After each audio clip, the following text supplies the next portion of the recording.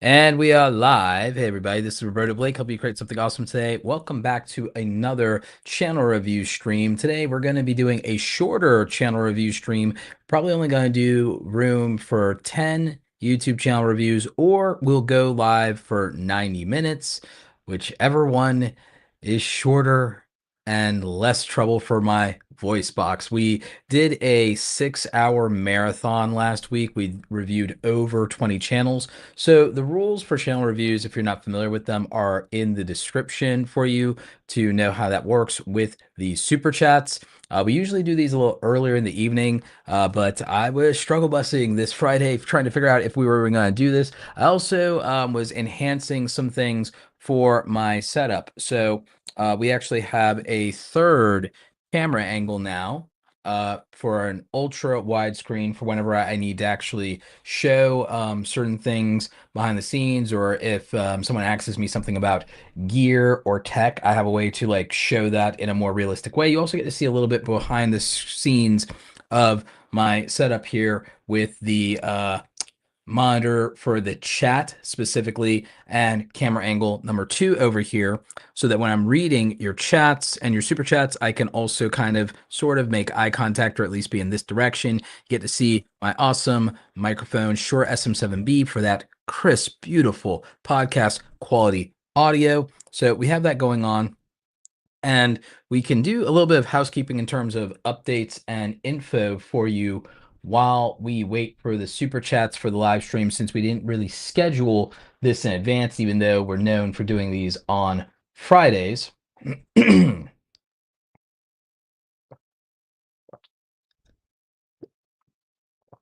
Excuse me.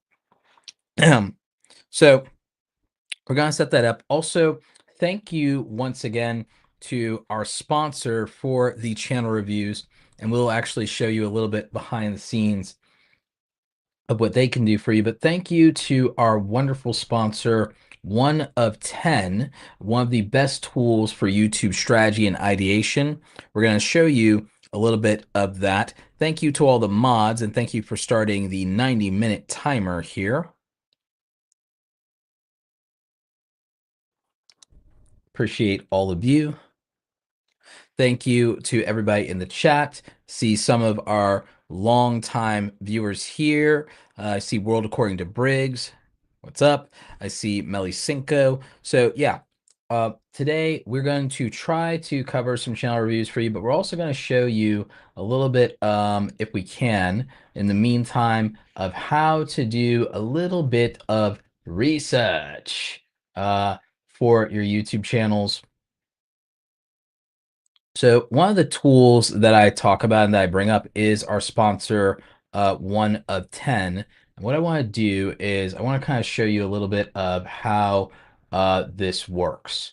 So one of the things that a lot of people will do is they want to research YouTube videos. They want to know what is going on in their niche. They're worried about things being saturated. They're trying to find out what is going to be a good idea or a good video idea that they can make something around, or what's going on even in, excuse me, their niche, right? So what I would look at is I would want to know, hey, what videos have gotten views in either the last month or in the last 3 months? And what do people really care about when it comes to this content? What is happening right now? What is happening? What is popping off? And how can I benefit from it? So the first thing I would do is I would go into One of 10 and do these filters, because you can't manually sort this stuff as easily in YouTube. So maybe I want to know, for channels under 50,000 subscribers, who is creating some videos that are popping off. Maybe I want to know that they actually have a fan base. So maybe I want to know, whoops. So maybe I want to know who has between 5K and 50K subscribers, is making videos that are a little longer, let's say over 8 minutes. that are getting traction, and maybe I want to know that the videos are at least getting, you know, let's say something reasonable. 30K views, something reasonable, all the way up to as many views as possible. Let's say like maybe 30K views is reasonable. And so maybe that is what I want to see in terms of videos. But now I need to get specific about what content am I interested in when it comes to this. So maybe I want to know who is able to get videos around tiny homes to pop, and I want to see what is working for people who might be overperforming. So look at this. We typed in this stuff for tiny homes, and we found some small channels getting huge views. Look at this one. In the last month, people can't even afford trailers, so they're moving into these tiny homes. 400,000 views. It normally gets 8,000 views, but here it's got 400,000. We're just going to make this bigger so you guys can see this. It usually gets 8,000 views. And look at this video. It's got 15,000 views. So that's an outlier. We could try to figure out something around the affordability around tiny homes, or that people are kind of getting pushed out. So this is perfect. Mobile homes you haven't seen before. And we're seeing that there's some interesting and weird thumbnails here that are getting attention. Look at this. Making a tiny home out of a huge shed. Is this legal? That's an interesting angle. 15,000 subscribers, 51,000 views. So again, look at all of the different channels that are small big name views. Now there's several reasons this benefits you. You can be encouraged by this. You also can get inspiration from this, and you can see what thumbnails, titles, and ideas are working. And you could be able to collect and bookmark these for inspiration. You could find similar videos to these, and these could inspire the content you could make. So I wanted to show you this, and this is our sponsor, 1 of 10, but we actually have a channel review coming up that this could actually relate to.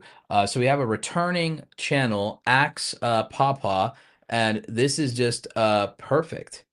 This is just perfect considering that.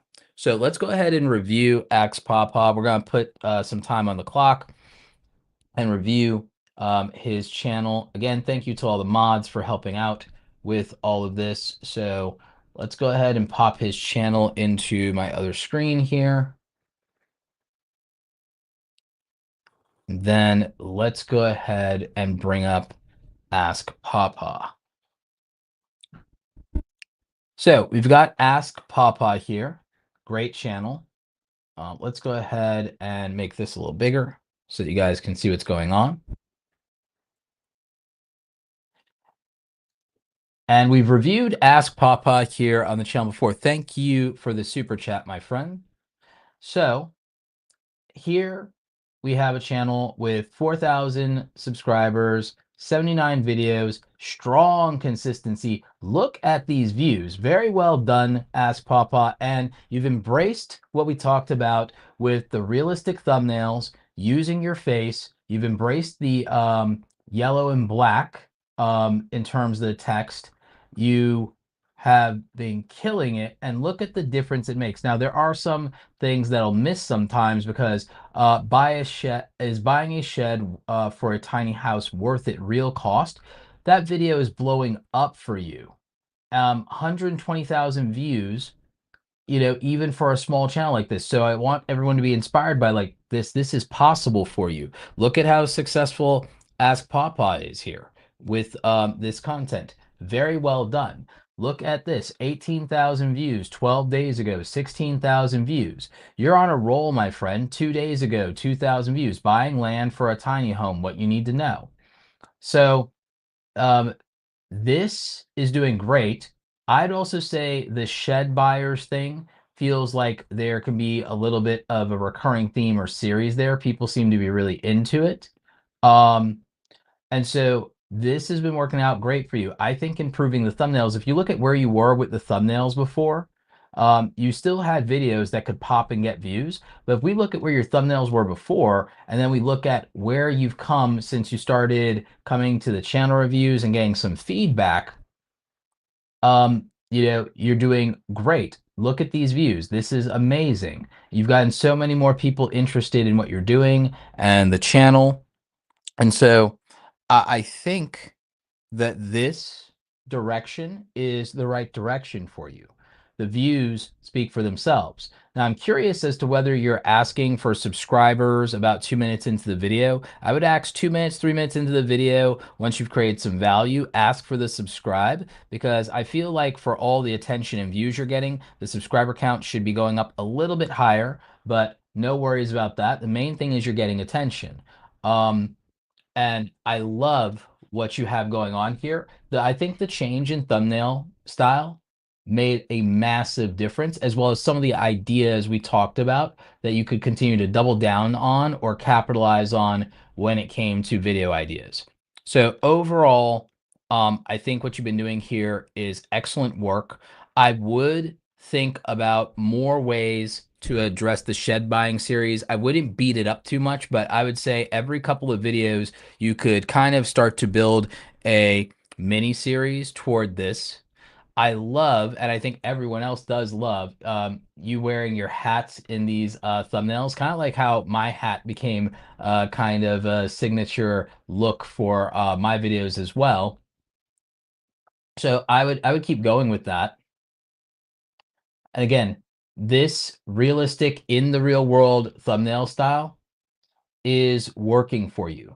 So keep it up, keep adding those physical elements, physical comedy and such to the thumbnails.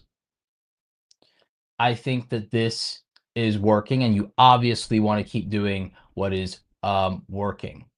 I think that maybe um, this video could be repackaged in terms of the tiny house big lesson video. Tiny house big lesson video, I think that that video's thumbnail and title could be repackaged. And I think if you're saying, do you own your stuff or does it own you? I think that what you're hinting at is the idea of less is more, and that's a trend called minimalism. I think you need to rework that title to somehow incorporate minimalism into um, this concept of a title. And I think you need to add something related to getting out of debt or being debt free, because people relate to that. I think this title makes people think too hard. So I would definitely look at that as a way to relate to a broader audience and make this video a bit more accessible. So I think that that would be the key here for you for improving this video, because I think this video could still do well. I think this video can be evergreen. So I think this one, even though it's 2 weeks old, could still be repackaged. I think it could still get more views, especially with so many people discovering the channel. They can go back and binge watch a lot of this stuff. So I would look at that. I'd also look at, for the home page here, I love the way that you're laying out your playlist and things like that. I think maybe beginning to start the process of a playlist that could be about the shed buying tiny home. Like, you have this one conversation, shed to home DIY cost. I think shed to home in general, there's a playlist specifically that could even just be around that part for people interested in. Um, I think that what you're finding is that you really do want to talk about the downsizing and the finance lessons of this, and I think you can. But I think the keywords, and people think about keywords and they mistake this when they use like vidIQ and TubeBuddy. Keywords are not your tags. Keywords are trigger words that we put into titles and thumbnails to resonate with our audience, to basically trigger the audience into clicking. They have to have an emotional impact. So we want to really emotionally trigger the audience with certain words. I think that when you want to do videos about the finance side and things like debt here. You need to use things like debt or debt-free, downsizing, um, minimalism, frugal. Those are words that need to be in the title of a video like this. Um, because that's what you're hinting at when you say, do you own your stuff or does it own you? That could have performed better and done similarly to this why downsizing changed our lives, a tiny home tour with big lessons. The downsizing changed our lives part. Downsizing is something people are having to address in the current economic reality. So that is, if you want to do the financial lesson series and you want to get more views, you need to learn from this particular video and its success. And you need to use more of the words and language that are similar to downsizing here, downsizing, debt-free, frugality, frugal, minimalism, so on and so forth. So that's what I would say for you. Ask PawPaw. And I hope that you got some value out of today's channel review. So that was Ask PawPaw. He's doing great. We've seen big improvements happen with the views on his channel since he started taking the channel review advice from his previous channel reviews here. If you guys have been keeping up with our channel review series weekly on Fridays, then you've seen Ask PawPaw before and you've seen the growth. You've seen what it's done for his channel. So you know that the advice is working in the real world for small YouTubers. So I would say, congratulations, Ask PawPaw. I think you're doing great.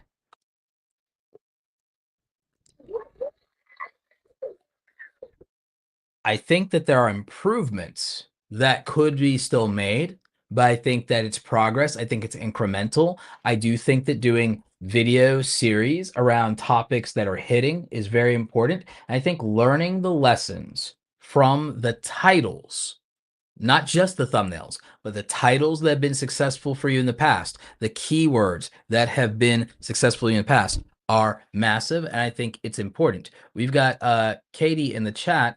One of our mods is actually saying that the channel since the previous review, the views on the channel since the previous review went from 74K to 248K.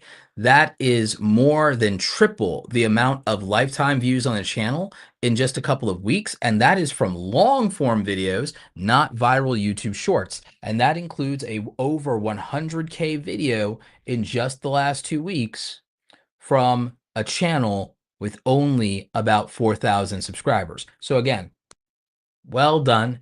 Excellent work, Ask PawPaw. We love to see it. And this is real time. The reason we like to do a lot of these channel reviews, there's a lot of reasons we do the channel reviews, but one of the big ones, at least for me, is I enjoy seeing the real world progress of small creators and the fact that you guys can see that small changes make a big difference, and you get to see it here with your own eyes with the people who come back for channel reviews and advice. You guys, some of you are follow along at home and you check in on the channels and check in on each other anyway, and you guys can see it with your own eyes. You see that if people just get a little bit of guidance, a little bit of help, a little bit of feedback, that they could drastically change the results on their channels. That's all it really takes. I want you guys to see in the real world. I know so many people are frustrated. They say YouTube advice doesn't work. YouTube advice doesn't work. If generic general advice isn't working because you don't understand how to apply it to yourself, you might need direct feedback from other people to learn how to make it work for you. You get good advice from a lot of educators about titles, about thumbnails, but it's not specific. It's not one-on-one advice. That doesn't mean that general advice is bad. If you look at public school, there are some kids that go aces throughout public school. They never need any help. And then there are other people that they struggle unless they get extra attention from the teacher or unless they get a private tutor. That's just how it is sometimes. So it doesn't mean that the information is bad. It doesn't mean that the advice is bad. It doesn't mean that someone is teaching you incorrect things. There are some people who cannot apply the lessons without a little bit of extra help, and that's okay. That's where there need to be opportunities for that. A lot of my friends stopped doing public channel reviews. I brought them back because I understand and I see over and over how much one-on-one advice, even if it's just for about 5 to 8 minutes, which is what we do with our channel reviews, can make a huge difference for a creator. I offer longer one-on-one channel reviews and coaching sessions privately. Not everybody can afford that. So it's the same thing with a private tutor. You can think of this as us doing just a little bit of after school special. So yeah, that's what we try to do here. But moving on, we've got our next channel review in. It's from our friends over at Sunset Acre Farm. So we're going to bring up their channel. We're going to see what we can do to help them out here with a little bit of friendly advice. So let's go ahead and pop that one in. But yeah, again, great job. Ask PawPaw. Yep. So we've got Sunset Farms, and then we've got Dex Not Dexter, who's still experimenting. So let's go.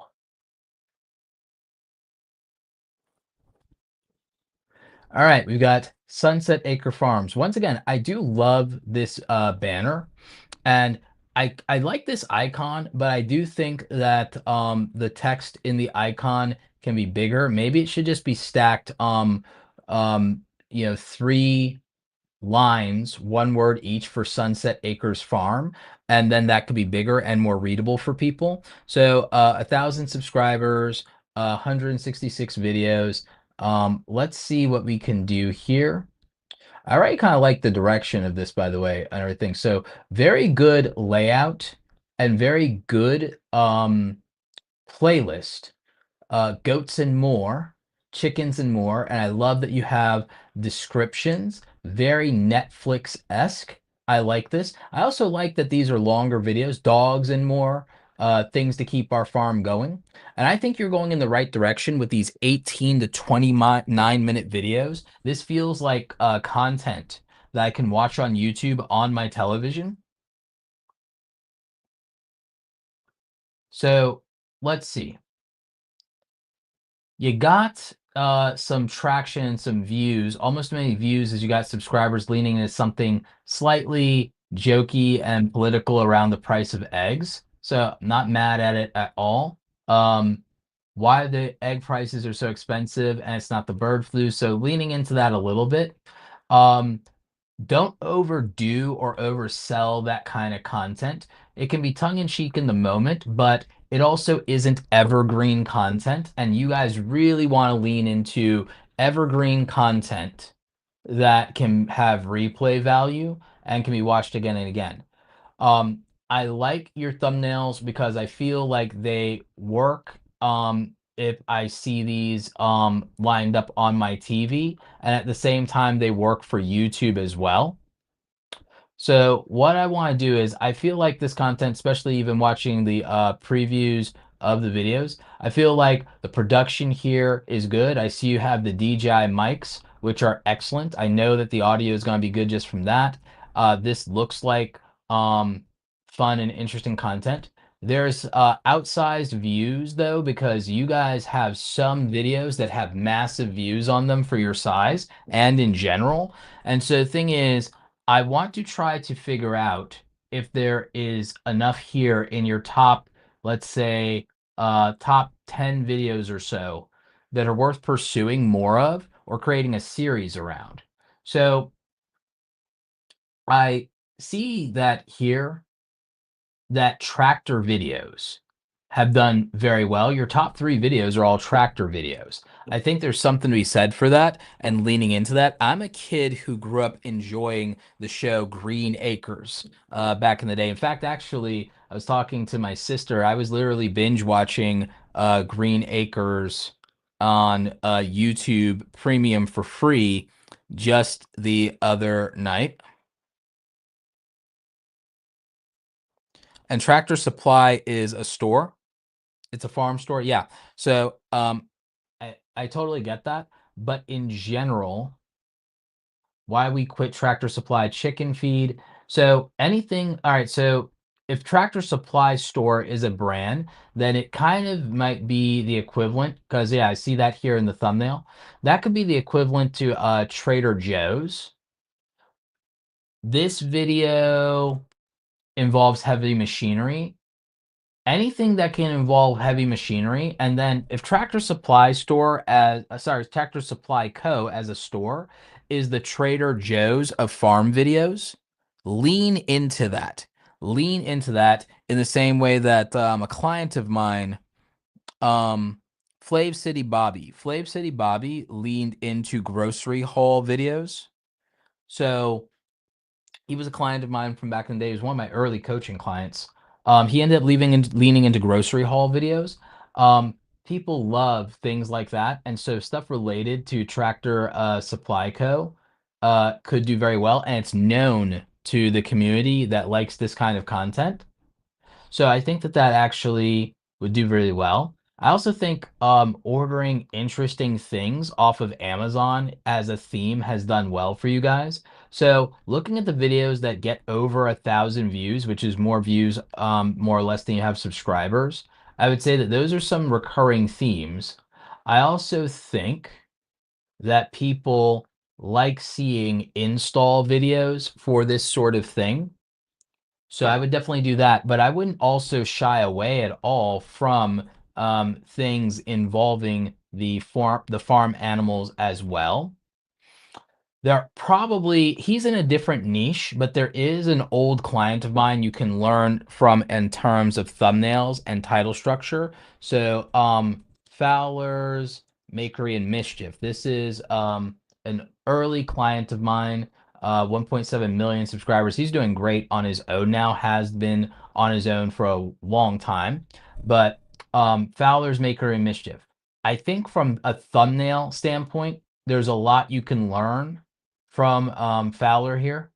He was in History Channel's Alone, if you guys are not familiar, and he became a very, very successful YouTuber since that time. He's also, I think, been a recurring like guest host for the series for History Channel since then. But this is very interesting and intriguing stuff in terms of outdoor adventure, survivalism, wilderness. Not exactly your content. Very similar audience avatar, though. Very similar audience avatar. So this is one of my earliest clients, and I feel like you can learn a lot from the thumbnail style, the approach, the way that he titles the videos and intrigues people with that. I think that there is quite a bit of value in studying what Fowler's Makery and Mischief is doing if you want to um, be successful with growing this audience. I think that the bones of what you guys are doing on Sunset Acre Farms is really solid. I think that you have a solid community of people who enjoy coming back to your content. I think that's clear. And what I want to see more of is I want to see more of these single serving episodic type videos, but also things that can feel like they're bingeable and draw people in to make them want to watch the other videos you have. But I think this is a really strong start with 166 videos and the number of subscribers you have. Let's see what you guys are doing with your YouTube shorts as well. So the YouTube shorts are not doing bad at all. I think the ones that will do the best probably will be if you can do more YouTube shorts around the animals on the farm. Ah, look at these. These got views. So I think the ones involving the animals on the farm are probably going to do the best.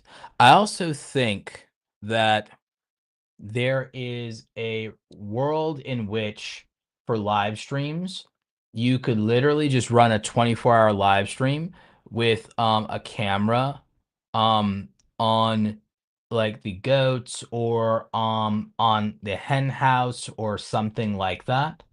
Um so I think there's some kind of opportunity involving something like that and that people would be really intrigued there. So um, very good foundation here. I think that the thumbnails themselves, they're in a decent direction. I think that there's room to improvement. And where I would go with this, because I like that you're doing mostly photorealistic thumbnails, I think that study what Fowler is doing, even though it's different. Find ways to apply that to your own channel, and I think that you can definitely increase the views. So great job, Sunset Acre Farms. And again, I think that the binge watching capability of the channel is the key here. I also, again, I think you're doing good, and I think for your size especially. But I also like that you're doing longer content that feels like you're watching an episode of a TV show. Like I said, I grew up watching Green Acres. Da da da da da. Green Acres is the place to be. Living is the life for me. Yep. So I really like this. I think this is dope.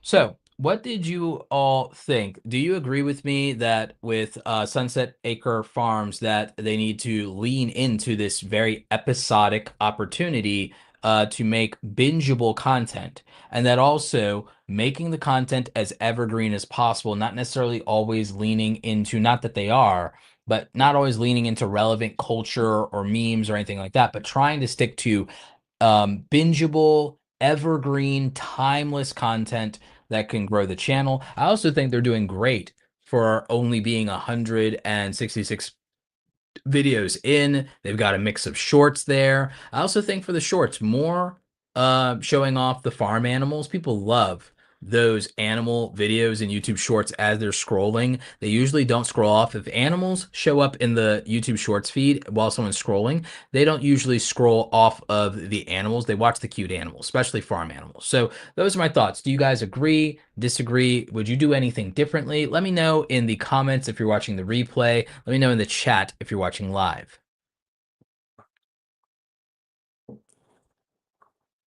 So yeah, Sunset Acre Farm says, thanks for the feedback. We'll be applying some of these tips.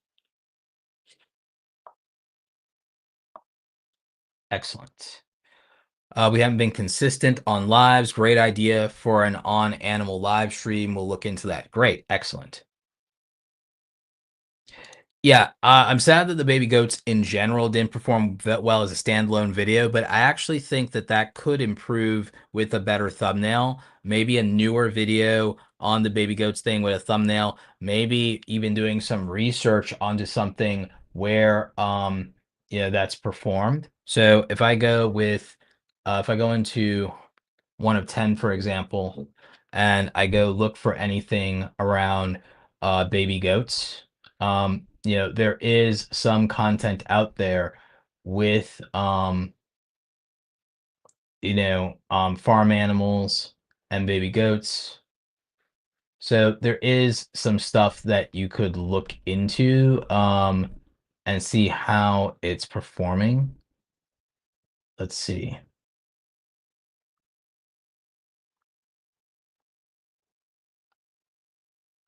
Fluffy animal tails. Interesting. Probably something that can be learned there.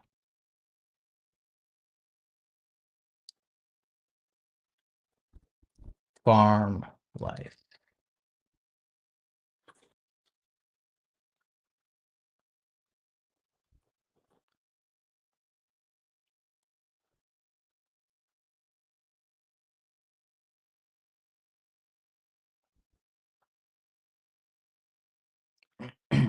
So there's some interesting stuff here. I think that this stuff is possibly potentially more international, but look at these thumbnails. Look at these thumbnails.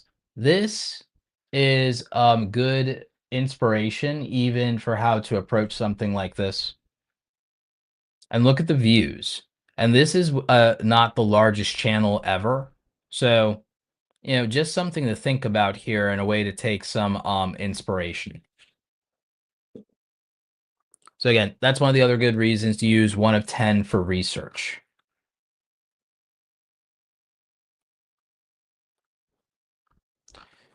All right, so we've got our next and third channel review coming up. Dex Not Dexter.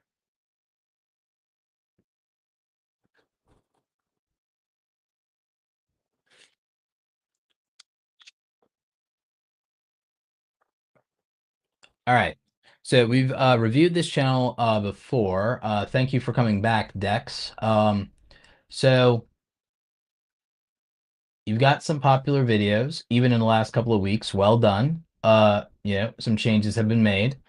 I was actually checking up on your channel recently, and I saw that you had some outsized performers in the last couple of days, and so we can kind of look at that. Like we said, there are some videos that are doing better than others. You had a video that did 4,000, and then you had some not do as well, obviously. But recently, I saw that you had a video from 3 days ago that got 1,000 views. This video on Grok got 500 views, and your other ones, you'd had some videos that were struggling to break 100 views, but look at the difference here. So again, the quality of these videos not changing. It's just the ideas, it's the topics. The topics and the titles and the thumbnails and the timing all decide the fate of a video. We keep saying it, we keep saying it. What I'm noticing lately, though, is a lot of people are really interested in the videos that you have that are around OpenAI and ChatGPT. Sam Altman is performing better in your thumbnails lately. I think that the before and after style of thumbnail, like this one with Grok, is doing well for you because again, you're a smaller channel and you're trying to break out in the AI space. Um, I do not think that this theme of thumbnail is working for you. Whenever you do these style of thumbnails, it's underperforming. This one on Google Gemini, again, also not as interesting. And even though there's news around Google Veo and Gemini, they're just not popping right now in the AI space. Um, Not really. Um, I do think that if we look at what's working and we go with, for example, Open AI, and I'll probably just like make it sure it has to be in like the title or something.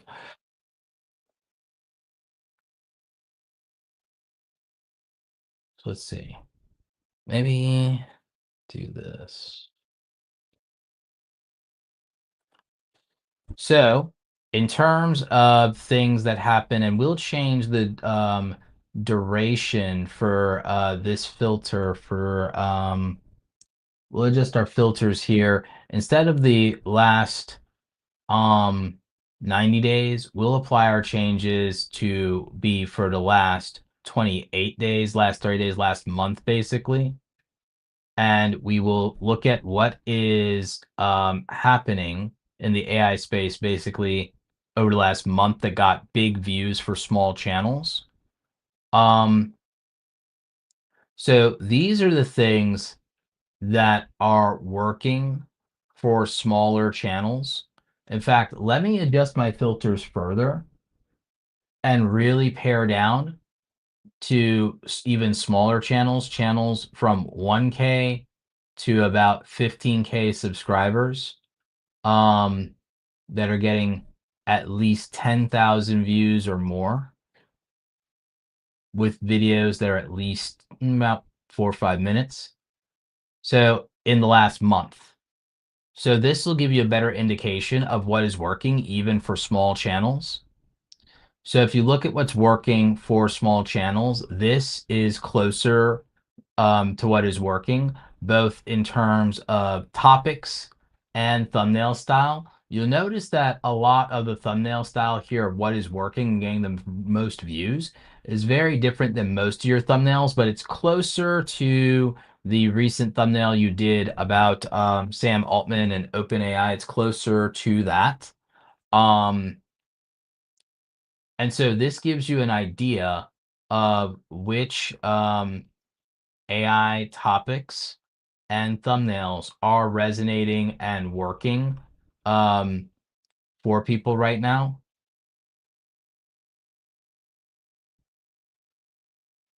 So interesting stuff. And again, a lot of it being somewhat different than what you've been doing. If I go specifically and see if there's been interest like this in Google Gemini,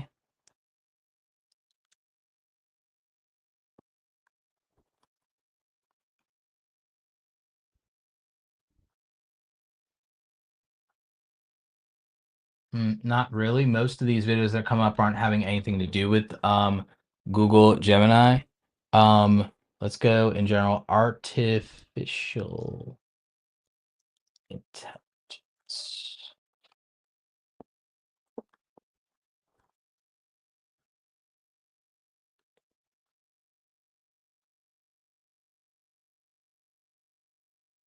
This one on the first AI human hybrid got a lot of attention and views. With that thumbnail, it definitely would. The YouTube has an AI problem. Even with 7K subs, this did 100,000 views.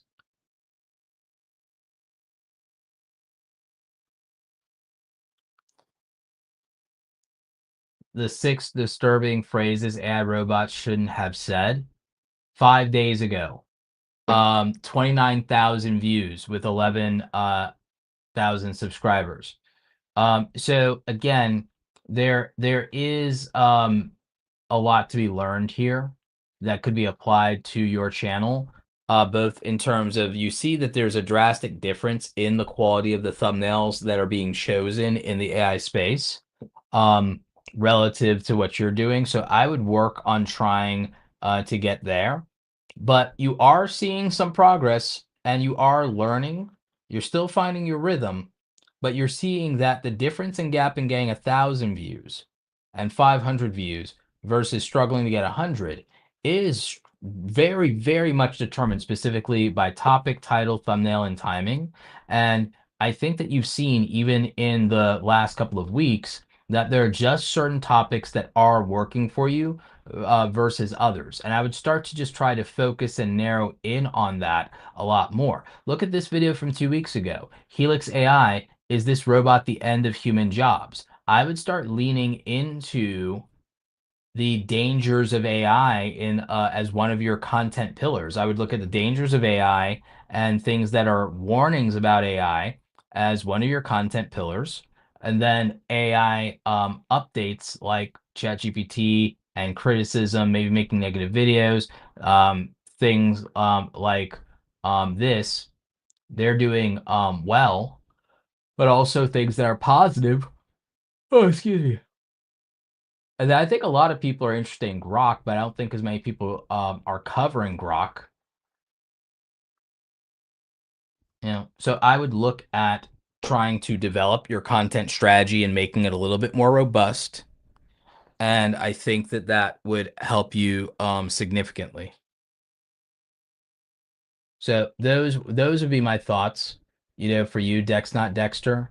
But I do appreciate the effort you're making. You always are trying to improve. You're always trying to move in a better direction. You are taking the advice seriously. You're taking this stuff to heart. You are trying and you are seeing progress. It's now a matter of saying, okay, what was successful? Why was it successful? Let's double down. Let's pare down on these. Let's do more of this. So it's a matter of doing more of what is working, understanding why it is working, and then starting to source more ways to find those topics so that you can repeat more of what's working. Because I know the hardest thing to some degree is finding the topics. This is a thing for everybody. It's not just you. So when it comes to this and it comes to finding the topics, part of what I would suggest for you is, especially around this AI stuff, is start thinking about, okay, here are the AI companies that I've covered where I've always gotten or mostly gotten over 500 views to 1,000 views as a small channel. Here are all the videos that were flops and struggled to break 100 views on them. Here's what they all had in common. So I would start sorting these things and putting them together side by side and saying, okay, so this is the minimum quality of my thumbnails and what they have to be. These are the companies that people care about. Here are the topics people care about. They care about AI updates. They care about the dangers of AI. They care about job replacement. So those are incredibly valuable to you in terms of being able to set up and establish themes for your videos. For a lot of you, the big problem with consistency is you need to create reliable themes that set expectations for your audience. So the expectations for your audience matter a lot. And so I think a lot of you definitely could stand to benefit from that. Now we've got, but everybody, let me know what you thought about our review of Dex Not Dexter, and let me know in the chat what you think about the advice. Let me know in the comments if you're watching the replay if you would do something differently than what I'm suggesting, and what your thoughts are on the channel and the AI space overall. We've got our next couple of reviews, but I want to give a quick acknowledgement and shout out to a huge prolific super chat from Gears and Tools with a $50 super chat coming through tonight. Excellent. Excellent. So again, Dex, I hope that this advice um definitely helped you, and I'm glad I was able to show you what 1 of 10 had for you in terms of the quality and standard of thumbnails in that space. For those of you who want to check out 1 of 10, we've got a coupon code for you guys for 50% off if you use code Roberto at checkout. They've also got a great deal on a free trial for you if you use code awesome at checkout. So make sure you're checking out 1of10.com. Again, I think it's one of the better, more modern tools to really help you with this, and it does things you cannot manually do on YouTube on your own, like how I was able to filter for small channels with outlier videos and things such as that. So definitely make sure you're checking that out.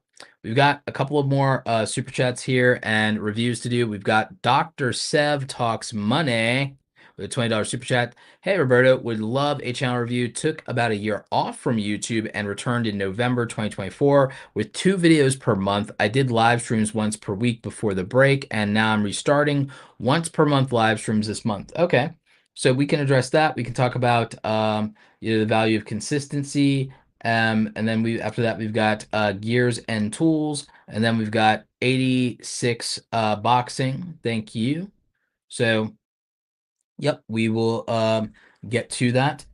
Small break here to take a quick moment to talk about Awesome Creator Academy. .com. So Awesome Creator Academy is my online education platform. I want you guys to know that we have a couple of different things that we offer. We have our free Creator Foundations course. This is designed to really help smaller channels that are under 10,000 reach their basic milestones, things like getting monetized on YouTube, understanding the beginnings and fundamentals of content strategy, answering a bunch of questions that a lot of you may not even think to ask when it comes to figuring out and understanding how content creation itself works. And so we'd love for you guys to, if nothing else, take the free Creator Foundations course. It is linked in the description. It is a free, as in $0, pay what you want, pay what you can course. It could be $0. You can donate $5 if you would like to, $10. Hey, we'll take 50, but it's $0 up front if that's all you can do or all you want to do. So it's risk-free, and you can see the benefit of having just a quiet online learning experience with a micro course. We have about 4 hours of material. We also have a 90-minute monetization masterclass that was done as an in-person event. We filmed an in-person event that I did up in New York. It was an in-person workshop. I also had a Q&A in it. It was a 90-minute session. People paid, flew out for that at a large event that I did. That event company no longer is around. And so we decided to release that in our free Creator Foundations course as a bonus. So you guys definitely can get that. Could help you answer some questions about monetization, brand deals, learn a lot about trying to turn this into at least a decent side hustle. If you can't go full time, there's not really a good reason you couldn't make an extra $500 to $1,000 a month and have it as a paying side hustle, a paying hobby, if you're willing to take it seriously. And so with Awesome Creator Academy, we're really focused on serious creators who want to either have a side hustle or turn this into a full-time career. So that's how we built everything. We have the Academy Pro Group. We meet twice a week, Tuesdays and Thursdays, Eastern Standard Time, roughly around 6 o'clock. And we go ahead and we have office hours. Office hours for our members who are monthly paying members or yearly paying members. We meet twice a week, Tuesdays and Thursdays. We can talk about your brand deals. We can talk about your challenges with the channel, productivity, productivity issues. We've even done some things for people trying to figure out their gear and how to use specific devices. We talk about anything that's holding you back as a content creator as a group. And it's a great opportunity to learn not only from me and from Andy Rivera, who's my co-instructor. She's great. You guys all love her, but you will find that there are other creators you can benefit from and learn from there. We've had several creators reach 100,000 subscriber milestones. Victoria from Contempo Coding, who does medical coding and billing. She's the largest creator in her niche. She's doing fantastic. I believe she's making over $18,000 a month, has been killing it the last 2 years. She crossed 100,000 subscribers. She started with us. I think she had 10,000 subscribers. Anwar from Magnify Reacts does a music reaction channel. He reached 100,000 subscribers, I believe, in January. He came to us when he had 2,000 subscribers. He is a daily music reaction channel, killing it, just flooding the market with his content, and it's working for him. We have Cassandra from Becoming a Farm Girl, and she is almost to 300,000 subscribers. I think she came to us with 20,000 subscribers. She's launched a course. She's doing a book. She's doing all these incredible things. She's working with brands and companies, and she's been able to go full time with it. I believe she even retired her husband from his job to help focus on the content creation.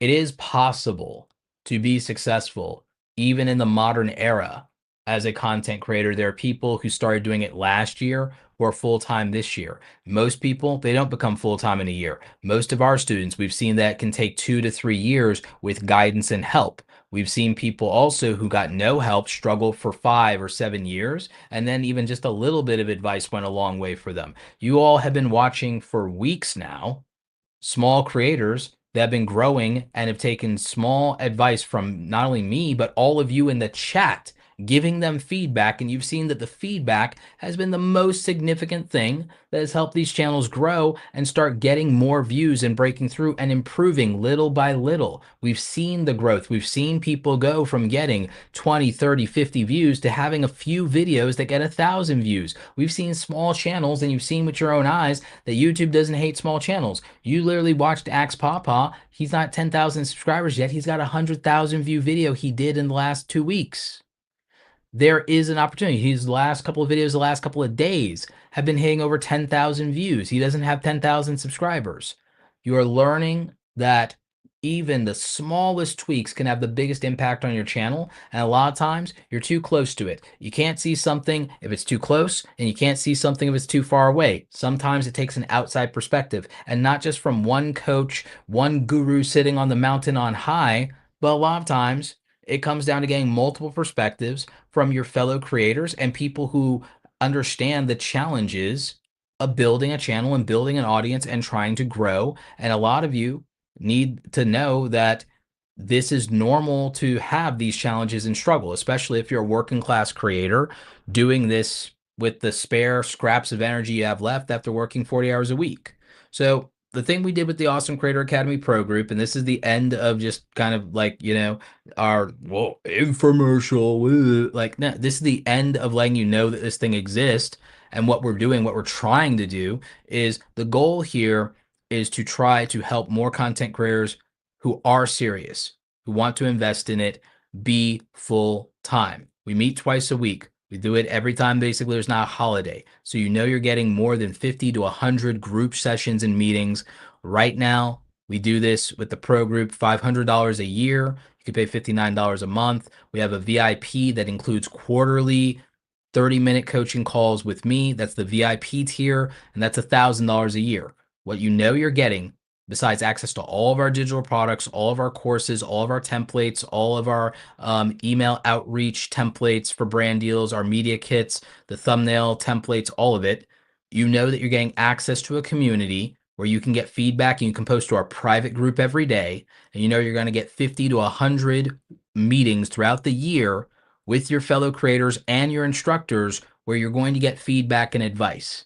And you now are in an experience right now where you're watching for $0 that feedback and advice works. Not just my feedback and advice, but even feedback and advice from your fellow creators. So if you're interested in any of that, Make sure you check out awesomecreatoracademy.com. Links are in the description. Now let's get back to some channel reviews. So now that we've gotten that covered, we got our housekeeping out of the way.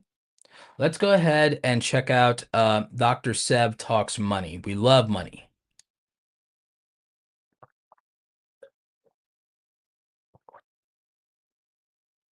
Normally, we would do 15 to 20 channel reviews in an evening. This is going to be a short evening. We started late. I had done a 6-hour marathon last week, so I don't think my voice ever fully recovered from that. So, you know, we wanted to go ahead though and honor doing a channel review Friday for you guys tonight. So we're doing it. We're doing it live. But let's go ahead and see Dr. Sev Talks Money. So right off the bat, congrats on 1,000 subscribers here, 191 videos. You've had some actual mainstream press, NerdWallet, Associated Press, banking rates. So good job for you. I would update tools and tips to gain financial freedom. I love that the value proposition is here and it's clearly stated. From a graphic design perspective and a photography perspective, I think we could have a better headshot photo of you here. Um, it's just not highlighting and showing off enough. There's a lot of empty space here. I think this could be stronger. And then I also think this banner could be stronger. And I'd like to see some theoretical consistency in the colors. I think this is too many different colors. So there's no consistent branding here. A good example, I think, of someone who's actually doing a lot of this well is, if you want to look at someone in this finance niche, is someone I've worked with before, Smart Money Bro. Let's see. So Smart Money Bro, again, I don't think it's a perfect banner. I do like his logo though, to be honest with you, but good photography, strong photography, smiling face here. And again, his colors usually go toward more blue and green, but recently he leaned into minimalistic thumbnails using darker themes for clarity. And so that's been working for him. So Smart Money Bro is definitely somebody, if you are a finance YouTuber, to look at a little bit. And so I mean, he's crushing it. So really smart guy. We probably might do a podcast in the future and everything like that. We talk a lot on Twitter. I believe we did like a super early coaching call for him back in the day. So definitely somebody for you to take a look at. Now with regard to the actual thumbnails and such here, the thumbnails have a more or less consistent style, but just remember, that's a more recent thing. And you said your big issue was coming back after a break with consistency. It seems like you moved away from the from doing kind of a purple theme here, and it looks like you didn't have a ton of regular videos instead of YouTube Shorts, because even when you were doing more videos, the consistency just hasn't been there. Let's see if there was anything that was very popular for you. So the thing that was popular for you was there was abundance, money trauma, and credit scores. So your biggest recurring thing that got over 1,000 views for you were credit scores, basic financial literacy, and it also looks like abundance mindset. I would start to try to look at what your content pillars are going to be, but also I think that you seem to, and your audience even, resonate a little bit with when you were doing. I think you have to either go more with the blue, yellow, and green branding, which could be more like a bank color scheme itself. On the other hand, you could go with a banking color scheme, or you could go and lean into the purple, because it seems like you like this purple and lavender color. So you could just lean into that for branding. That could be strong, could stand out, could be different if executed effectively. But also, the overall thumbnails are not particularly great in most cases. Even the videos that were successful, I would say that the thumbnails didn't necessarily help them. Um, so from a thumbnail standpoint, what you'll want to do is, and I can show this, from a thumbnail standpoint, and let me see how I want to, can this move over? No, that's not working for me. Trying to adjust something with my screen sharing, so just bear with me.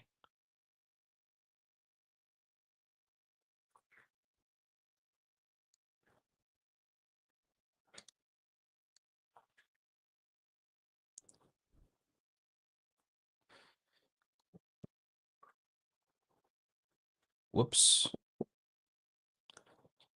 So when it comes to thumbnail design, I want to show you something just and the audience as a teachable moment is you want to have clean minimalist thumbnails for clickability. This is obviously for a faceless, channel that would be around men's personal development and stoicism, but it's a good teachable moment. Just teach the standards of thumbnails to where you want scannable text, 3 lines of text. Try not to use more than 2 or 3 words together, and that most of you're going to want to align your text to the left and then have a main image on the right. We view things left to right psychologically. It just works better. It's cleaner. Um, 2 colors for text, color blocking. If you're going to go center bottom, you do that. You avoid the timestamp for YouTube in the bottom right corner. So you would do that if you were going to center text. Again, you try to not have more than 2 to 3 words, usually 2 to 3 lines. There are exceptions for shorter sentences or ideas where you could get away with 4. For fonts, you want to try to use fonts like Poppins Bold or even Bebas New Bold. We actually have a list of fonts for you that we say are basically your safety fonts that tend to work. So these are them. Thank you, Pizzles, for posting the fonts we recommend. These fonts will basically keep you safe and keep your thumbnails looking good. So again, even if I was doing stuff in a financial niche, I would take kind of this approach to thumbnails, not necessarily from a color standpoint, but it's about layout. This exists just to teach you the concept of layouts when it comes to thumbnails. It's not saying make these thumbnails. It's saying that you want to use these standards in terms of flushing your text left, keeping the main image on the right, and keeping some consistency in the look and also what fonts to use. And so we wanted to make sure you have the access to that advice because in your particular case, I would argue that your biggest weakness a lot of times is these thumbnails, aside from the consistency. And I would say the themes that resonate with your audience is your audience really, I don't think, is the person that is interested in 6 figures. 6 figures is a fantasy that they can't attain because their real issue is that they have a 600 or lower credit score that they need to fix. And that's their problem. I think you need to speak to people where they are, not where they wish they would be. So I don't think that like the aspiring affluent content is going to resonate with the audience. I think that you need to reach the primary audience of people that are struggling with bad credit scores and how to fix them.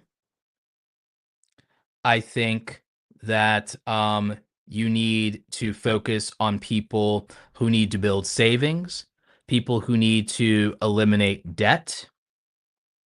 And I think that those things need to be your focus is repairing and dealing with low credit scores and building credit. I think that's a key for people for financial literacy. You need to be working on and teaching people the basic pillars of financial literacy itself. You need to be talking to them about emergency savings and how to save, how to budget, and you probably need to be focusing as well on debt elimination because and on late payments and things like that. So the thing is, you need to break down everything they ever need to know about credit scores, the Vantage score, FICO, all of it, the different credit models. These are the interest rates on credit cards. You need to focus on those issues. I would say you need to focus all of your financial literacy content and things around money triggers, money trauma, and all those things. Focus on the bottom 25% of Americans. Focus on the bottom quartile of Americans as your audience avatar when it comes to this. So that's what I would probably focus on when it comes to your channel, and that's what my content strategy would be. Is I would build my audience avatar around the bottom quartile of American society. So that's the bottom 25% of people in America. I would build it around their reality of probably not having $500,000 in savings, credit scores under 600, so subprime credit. Um, Lower income in many cases, student loan debt, $5,000 in consumer credit card debt, so on and so forth. I would focus it around those people and those circumstances. And I think that if you did that, that you will have a strong core audience that will become what you're hoping for them, which is financially literate and out of debt and building stronger credit and building a healthier overall financial profile. So that would be my thoughts around that.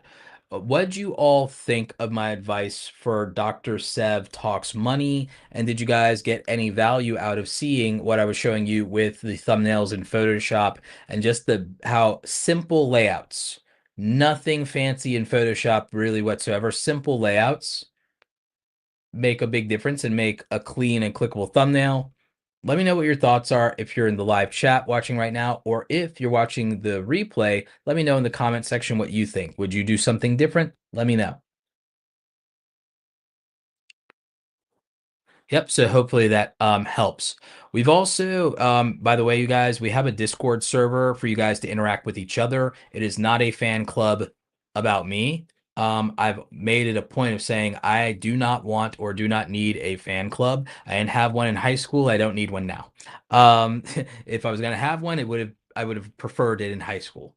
So with that in mind, we have a Discord server for all of you to connect. We love people sharing insights, data, screenshots, collaborate. Think about it as your own personal study hall. And this is for serious YouTubers only, not people who are going to go to Reddit and cry and say the algorithm is punishing them or that, oh, YouTube doesn't love small creators, blah, blah, blah, blah, blah. It's not for whiners and complainers. It's for winners. We have a Discord server for people that want to be serious content creators, want to grow, want to share insights, want to share data, want to talk a lot of these things out and connect with their fellow creators. So we have that for the people who cannot afford Awesome Creator Academy. We encourage you to use it and use it as a companion to our free Creator Foundations course. So you have a free course. We are also offering you a level of free community to be able to connect with other creators and try to get feedback.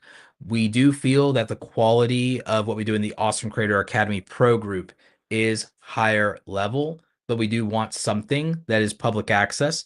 Think of this as a public study hall. So you have the free Creator Foundations course and you have the Creator Foundations Discord to be able to have some free level of taking this much more seriously.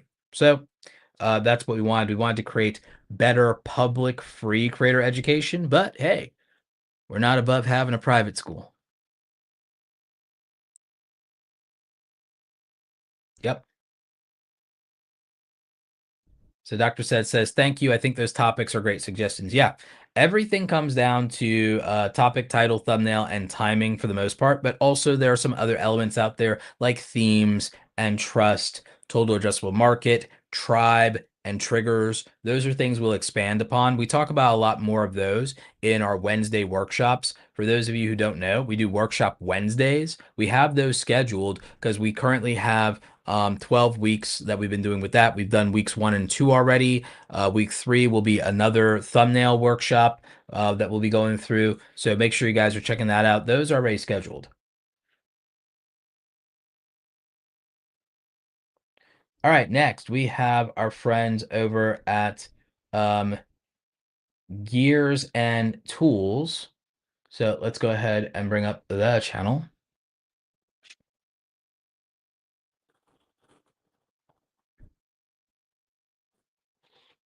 All right, so we have Gears and Tools. I love the color scheme, to be honest with you. I love this white, green, and black. DIY projects and product reviews says what it is, tells you to turn on the notifications. I dig it. Good graphics, good branding, good logo. I like it.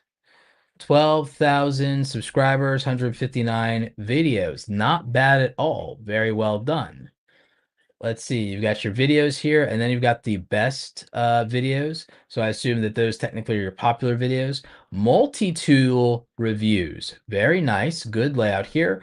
DIY projects, how to step by step. Okay, with realistic thumbnails, photorealistic thumbnails. Very nice. OG creator, you've been doing this for 10 years. Very cool. Solar and backup power. Some good views on this. Looks like this was a series from a while ago. So one thing I will tell you right off the bat is that I think you should refresh and do new videos for some of your most popular things because it's cool that these have worked and these got views. But seeing that this is like 3 and 4 years ago, I'm like, wow, I'd really love to see you do more of this now and see what it could do. And I think having these playlists on here is great, but I think having them be fresh would be amazing. So let's see how the actual videos are doing these days. Very good, strong views on the videos. Big problem is consistency. You haven't uploaded in a couple of months. Maybe real life is just causing some setbacks. For product reviews, I like that these are realistic thumbnails. It's okay for the type of content and product reviews for views to be inconsistent. These are also evergreen views, very strong. You never want to go 6 months without uploading. YouTube will potentially kick you out of the YouTube Partner Program and you'll be demonetized if you stop uploading for 6 months. So do not take too long of a break. You've been gone for 4 months. Do not let this extend any longer into a 6 month break. You need to post something. Very important, y'all. Do not take a 6 month break from YouTube. You will get demonetized. So, looking at all of this, a lot of your best performing stuff, it seems like there are a lot of different themes. There are different brands that work well for you. Like Yeti is a brand that works well for you, clearly. Things related to solar and kitchen do well for you, and also emergency tools and supplies do well for you. I'd imagine that there are a lot of people that might be in homesteading, prepping for both indoor and outdoor that watch your content. So, very strong possibility there. Of your most popular content, a lot of it seems to be the outdoor tools and the everyday carry stuff. But it seems like lately what has done well for you are things that um might be more related to, maybe I would argue, as far as videos that performed lately as in the last year or so, it looks like they're more related to specifically things like the coolers, food storage, portable power, in terms of things that have performed in the last year. So I would say that it's more adjacent to the prepper and outdoor camping and off-grid people and what they would be buying. It feels like that's much closer to your audience avatar.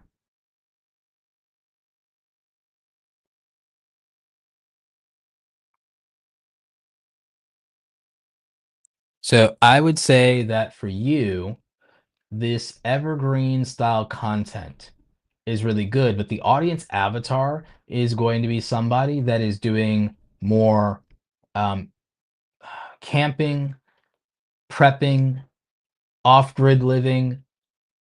These are your people, and these are the people who value the products and brands that you're reviewing here. I would say that there are some brands that clearly perform better than others. Leatherman, Yeti, um, and Niteco. I would also look into more of the potential around the everyday carry stuff, excuse me, and find more brands that you might be able to cover.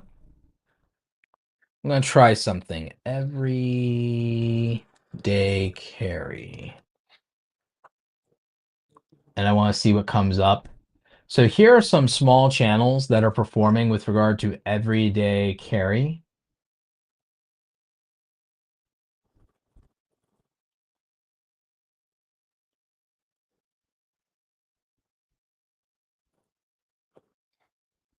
Outdoor everyday carry.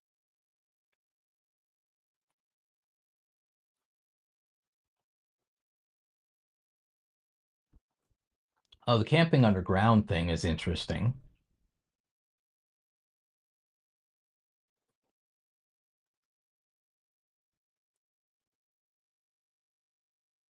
Hmm. So again, some of these have nothing to do with your niche. Let's try outdoors.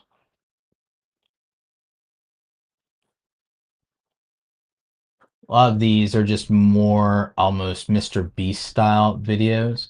Let's try camping. Oops, fat fingered that.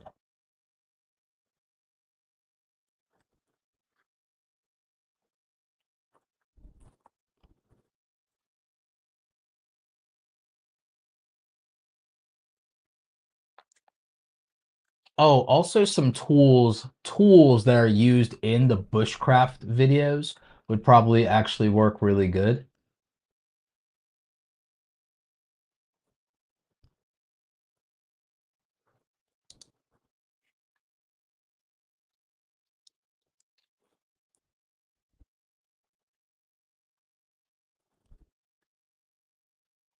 So again, you don't have to make these videos at all, but it is interesting to see what that audience is looking at.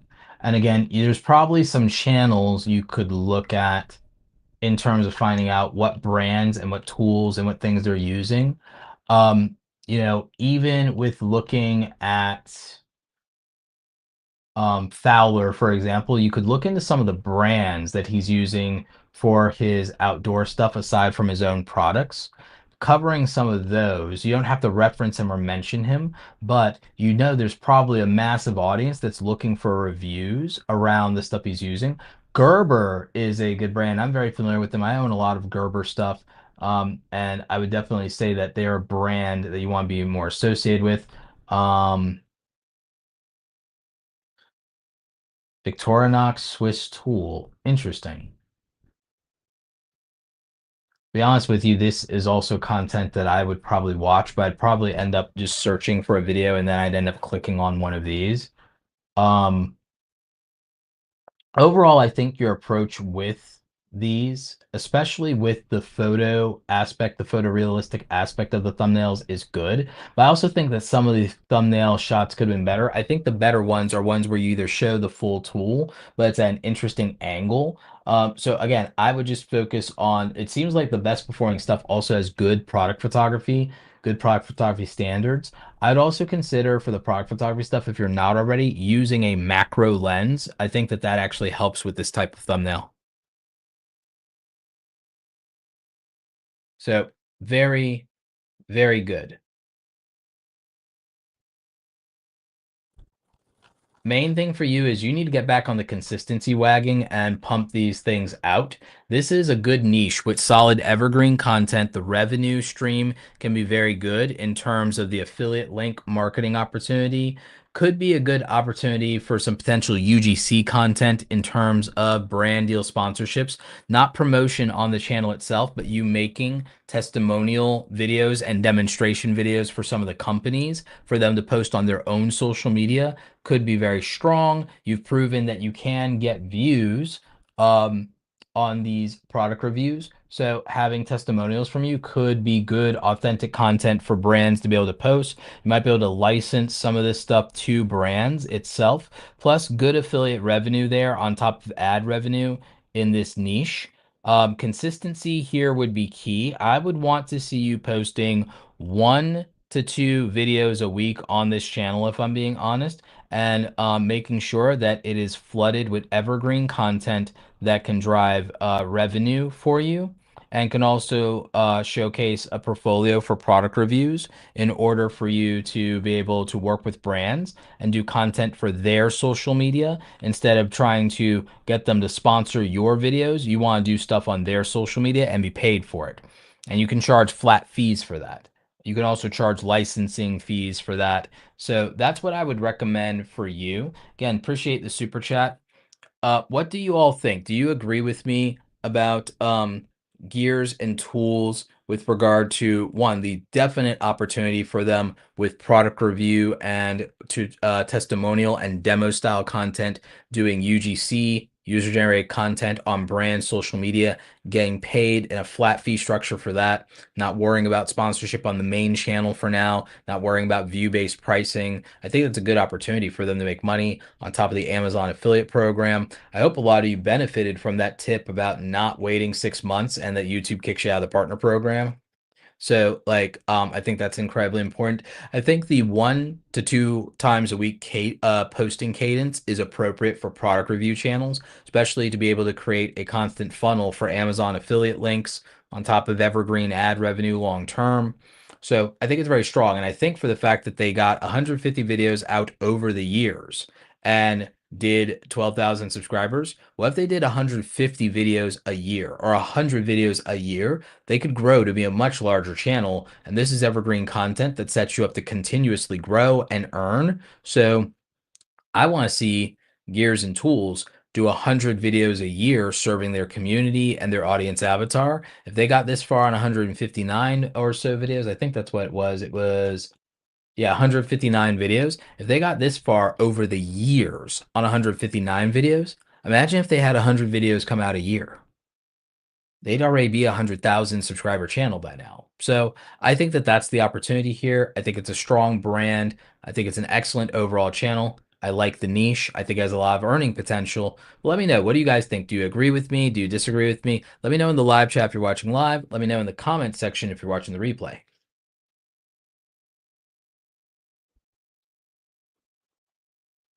All right.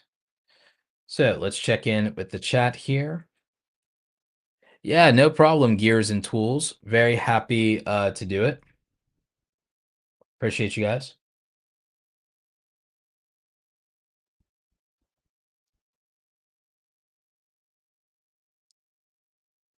Let's see.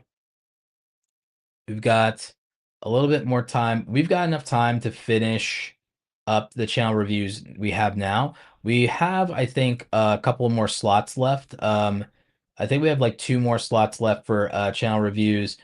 We have 2 more reviews that are already in that we're going to make sure that we honor and tighten up, but we're going to probably be calling it an early night. So working on that. Let's see.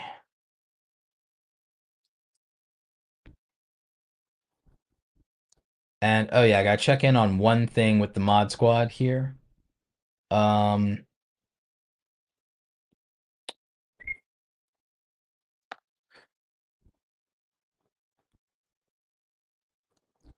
what is the deal with the channel we never?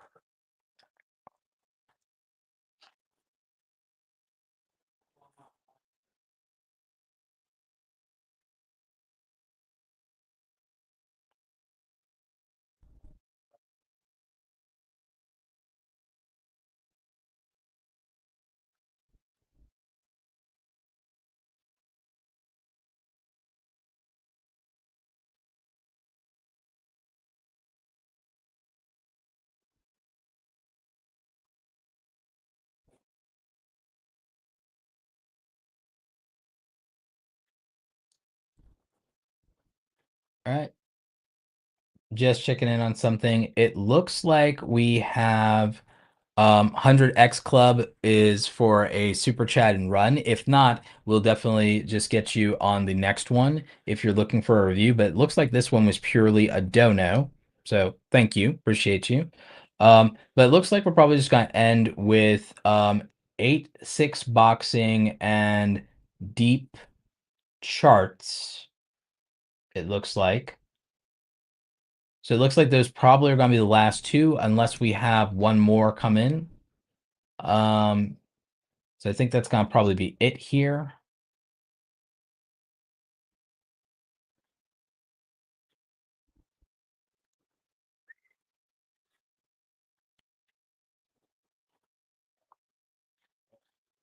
Oh, this is going to be a fun channel review. This one's going to be cool. So we have 8-6 boxing, animated boxing history. Really strong banner here. Great plug for your website since you have a website. Smart. So we like that. Mods. I think we just got in another $20 super chat. We're gonna basically take that last one as a last channel review.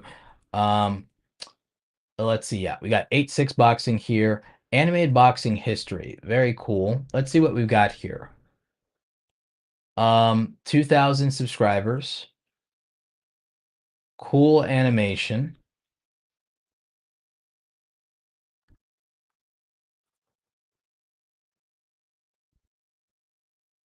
I think what is undermining these videos more than anything is the thumbnails. The thumbnails are underselling it. Do you know who would be a good reference for you? Who'd be a good reference for you is someone who does animated internet history, which is Andre Turbia. Andre Turbia. I don't think he posts anymore. Maybe he does, maybe he doesn't. Oops. Forgot to mute the bloody tab. Um, like, but Andre Turbia does animated content commentary on internet topics and social commentary, and his thumbnails are extremely strong. So you should, I think, learn from this thumbnail style and try to, for your boxing content, your animation style can be your animation style. But if you look at those thumbnails, there's a reason they get clicks. And I think your stuff could be stronger with stronger thumbnails. You had these thumbnails that really focused on the boxers, and these were pretty well made when you were doing content years ago. And these are your best performing videos. And so this thumbnail style was working for you. I'm not entirely sure why you switched up this thumbnail style and why you moved away for it, if I'm being honest. Um, so yeah, so I think that either your old thumbnail style or the thumbnail style of something closer to Andre Turbia here would do better for animated boxing history. I'm not sure why you moved to the current thumbnail style you have, but it's clearly not working. I would also say I would ditch the Q&A, or I would move, if you want to do internet boxing history questions, move that exclusively to a live stream only, and I would rebrand it as some kind of podcast. If you want to do those Q&A sessions, do them live, rebrand them as a podcast, and then you can use the thumbnails with your face in them. But other than that, I think you need to go back to the thumbnail style that was working. And I think you need to go back to the videos that were working, because there was a point where you had a lot of traction, you were getting views, you were getting more views than you had subscribers, but you moved away from this direction. sometimes the way forward is literally to go back. And I think that that's the answer in a lot of cases. Sometimes people don't acknowledge that what they were doing was working for a reason. And so I think for you, the way forward is to go back to this thumbnail style.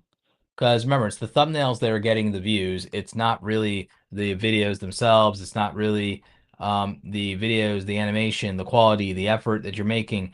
It has come down to that helps with returning viewership. Don't get me wrong, quality matters. Helps with returning viewers. But the thumbnails were making the difference.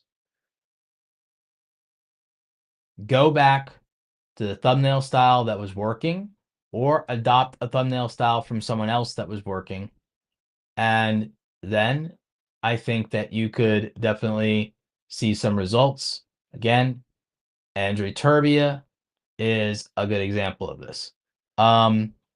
So consider that packaging determines the fate of a video, not necessarily the quality, topic, title, thumbnail, and timing, like we always say. But in particular, you're a case for sometimes the way forward is actually to go back and do what's working. Again, these on-camera videos, I would move them to live stream only for the hardcore audience, for the hardcore diehard fans.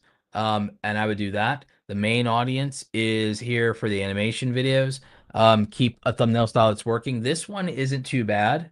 This one isn't too bad. I do think maybe the yellow background was working better for a lot of your thumbnails, but this one, the latest one, not bad views at all for 5 days. And again, evergreen content since it's a history-based channel. But I do like this overall. As for the logo here, I would probably consider shrinking up the word boxing and then have this bigger like 86, and I'd probably go with it reversed out with the yellow background, black text instead, to be honest with you here. And I think that that'd stand out more, and I think it'd be better branding. So those are my thoughts on this channel. What do you all think? Do you agree with me? You saw that there was better packaging and thumbnails a year ago that were getting views, more views in some cases than the channel has subscribers, even a video with over 10,000 views. And I think that the way forward sometimes is back in this case. I also think there's great inspiration to take with someone who does animated videos and commentary and puts a lot of artistry into their thumbnails with Andre Turbia. So those are some of my thoughts around this and what can be improved. I also had some suggestions on the branding, but what do you think? Do you agree with me? Do you disagree with me? I think that the face cam videos are fine, but I think they're better as live streams for a hardcore audience. And I think they might be better served as being a podcast that could also be spun off, download the audio and publish that and get boxing fans involved in a podcast, possibly even a call-in show. So those would be some of the thoughts and things I would explore. What do you guys think? Agree, disagree with me? Let me know in the chat. And if you're watching the replay, let me know in the comment section.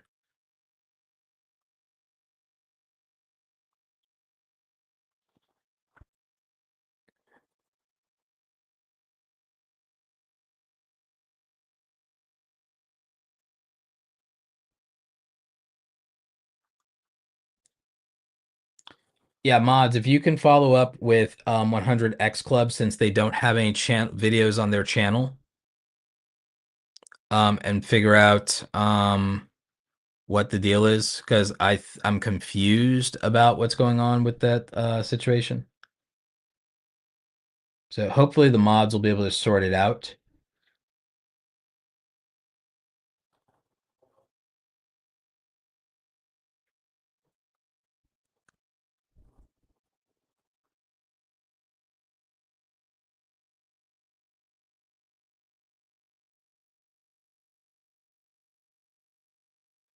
So let's see. I don't see where we skipped any channels. We've been doing them in order. We did Axe PawPaw, Sunset Farms, Dex Not Dexter, Dr. Sev Talks Money, Gears and Tools, 86 Boxing.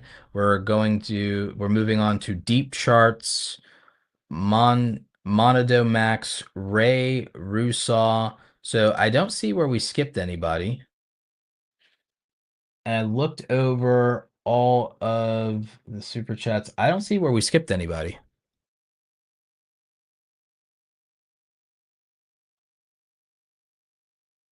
Like, I literally have all of the super chats. So watch this. We have Axe PawPaw. We have Sunset Farms. We have Dex Not Dexter. We have Dr. Sev. We have Gears and Tools. We have 86 Boxing. And then 100X Club. This is where you did your super chat. There's no mention of what channel you are or whether you wanted a review or anything. It's just blank. We don't see anything. And then when we look at your channel doesn't have any videos on it. So we don't know what to review or what you're talking about.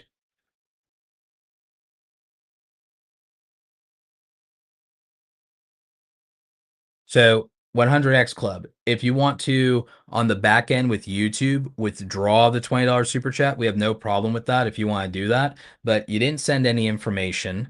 The chat cannot figure out what you're talking about. You're saying that you are that you are posting info from 2 accounts, which is also confusing. So we literally have deep charts here, and we have Ray Rousa, who did 2 super chats here. So we're gonna get Ray Rousa in, and we have Monado Max. So I do not know what you're looking for or what your situation is. And I think it's user error on your end, because we're not ignoring you, and we're, it is what it is. And again, if you need a super chat refund on that, for 100X Club, again, we cannot find any information on you, and you literally, if we go to your channel, you don't have any videos. So I don't know what to tell you on that. Because we can't figure out your whole situation here.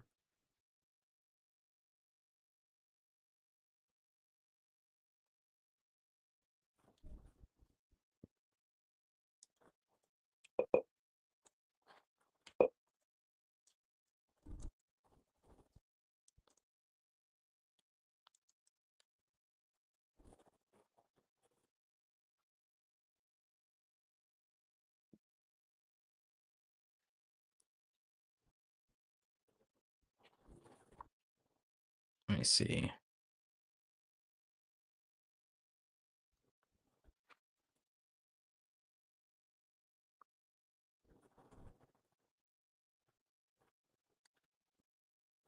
Yeah, because I literally with this particular person, if we literally try to go to his channel, there's nothing here. So I don't know how to do, I do not know how to do a review if there basically is no channel.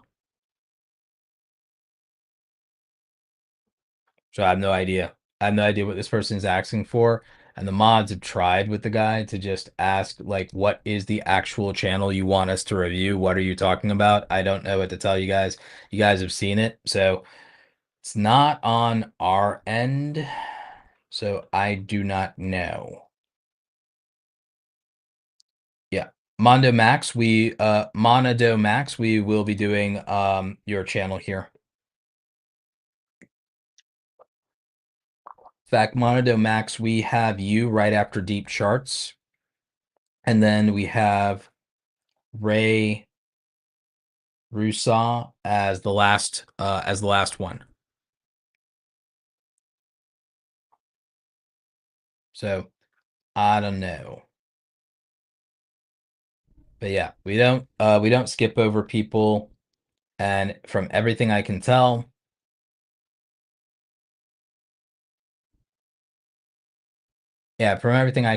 we've done everything to try to figure this out with you. So I don't know, man.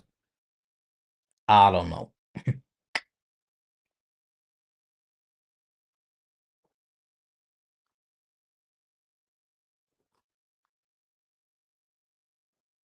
So let's see. No worries. I'm just sorting out everything we can with the mods.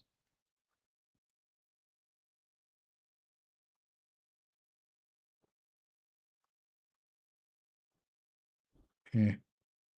I mean, if they spent $20 to troll, then they're probably not going to be out the money because they could probably just do a refund on the back end or something. I don't know if YouTube will honor it or not, but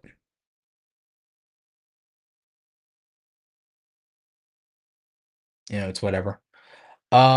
Moving right along, let's go ahead and do our one of our last three channel reviews here.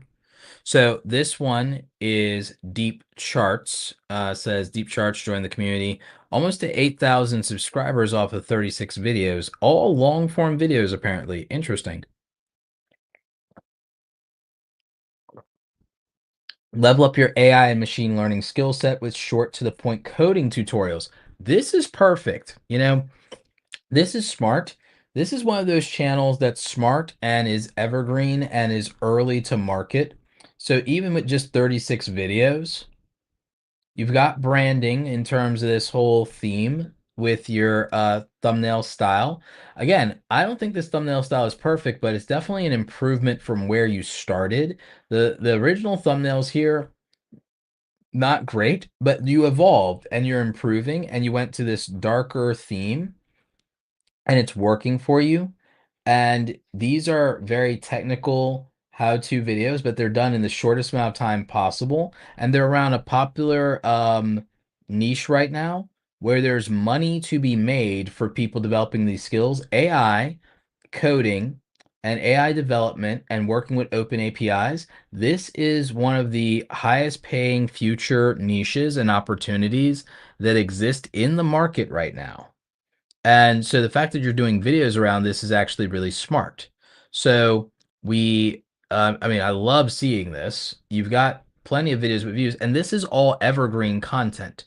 And you're early to market. You're early to market. You're not covering AI news, which anyone can do. You are actually providing utility, which is actually very hard. And then you're being concise. You're being concise instead of doing what other people are doing, which is these long full deep dives and AI coding live streams and so on and so forth. So this is very, very unique value. And I think it's really important to have evergreen content in a high RPM profitable niche that's tied to people who are educated and affluent. This is a audience that can come back repeatedly for this type of videos because they have a very specific value proposition. They want to learn this, build a career in this. They want to level up a skill set specifically. So this is very smart. You're early to this. This is like someone if they had been early to Photoshop tutorial content in like 2009. Um, very, very powerful opportunity. While I think your thumbnails can be stronger, it's okay if they're not because of the fact that for this audience, this style is doing well for you. Um, and so the thing is, it may feel more approachable. So, that it is what it is in terms of this kind of niche and content. While I think the thumbnails themselves could be improved, what they do have going for them is for the audience you're reaching, they don't care as much about the aesthetic value of these thumbnails. They do care about the topic, they care about the conciseness, and they care about the utility that you're offering. So there's a psychology play there. If you look at what's the most popular content, you can see that it is more of this fact that this is something very technical and analytical. It's carried by the title and topic, and the fact that right now this is ideal in the market. I would look into um, as much as you do these short and concise videos, I would say there is value that there's value in if you put together something that feels like a free entry level beginner course. And then I think if you do something like that, it would be also a big kind of staple for the channel in terms of building a watch time trap. So I think that that could be extremely helpful for you. It's good to have concise videos like this as a value proposition, but if you have a video that comes out, since you're doing these videos, how often are you doing these? You're doing these videos multiple times a week. Excellent. I think if once a quarter, once every other month, if you were to put out a super long video that represents a free course on something like building an AI agent or something, you put that out every other month or once a quarter, and it's like an hour long, 2 hour long master like class video, and it's free. That this will add to this being a destination channel and being a resource channel that is harder for people to compete with and duplicate. I also think from an organized playlist standpoint on the homepage, that if you can add more playlists, and then from a content pillar standpoint, maybe you look at which language models are the most popular with the developer crowd, and then you start building out kind of deeper playlist around individual language models. I think Lambda is becoming very popular, for example. DeepSeek. So I would start looking at which language models are becoming the most popular. And then I think that that would help you to just build out more content. But very well done. I could see you. I could see you in the next 2 years to 3 years really being a 100,000 subscriber channel. Maybe sooner. Maybe sooner. Maybe in 2 years you're a 100,000 subscriber channel. We will watch your career with great interest. So, what did you guys think of Deep Charts? I think it's a strong channel, early first mover advantage in teaching developers the coding side of AI tools. And I think that that's going to be a massive industry over the next 5 to 15 years. Massive industry. Being early first mover advantage now is a big key with utility content around the AI space. Not the sexiest content to have out there to make, but also doesn't require the sexiest thumbnails in the world to win either on that type of content. But the utility of it, the high RPM in the niche, the opportunity for courses, coaching, selling a proprietary tool of some kind. The AI niche is abundant with opportunities, six-figure and seven-figure opportunities to make money in and of itself. The possibilities there are endless. And then the timelessness of the content, because it's teaching a skill set and its entire thing is leveling up a skill set, is going to be very hard to compete with. It's also a place where the traditional college model isn't even really available to most people to be able to look at doing something else alternatively. So I think that the potential and upside for this kind of channel, definitely 100K channel potential overall. And I just think that more consistent content, setting up some strong playlist around the learning models and the things that people want to know most, what matters more, what matters most to them is key here. And to keep hitting the gas and pumping out more and more content. I love that they're putting out about 2 to 3 videos a week here. I think getting to 7,000 subscribers off 36 videos is strong. If they can put out 150 or more videos in a year, I think they could be a this year 30,000 subscriber channel, 20, 30,000 subscriber channel easily, maybe more. I think maybe 2 to 3 years for sure, 100,000 subscriber channel. But what do you all think? Do you agree with me, disagree with me about the direction they're going, the potential that this has, the focus that I think that they should have? What do you think? Let me know in the chat. Let me know in the comments if you're watching the replay.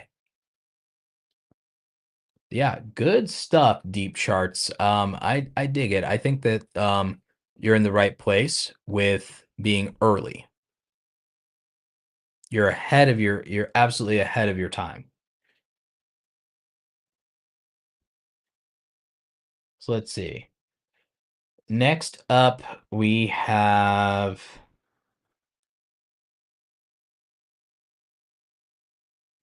Monodo Max and then Ray Rousa. Chat is still trying to figure out what's going on with 100X Club and whether it's legit. So We're trying to hunt down the info and figure out what's going on there. So, Monado Max. Let's go. Let's go.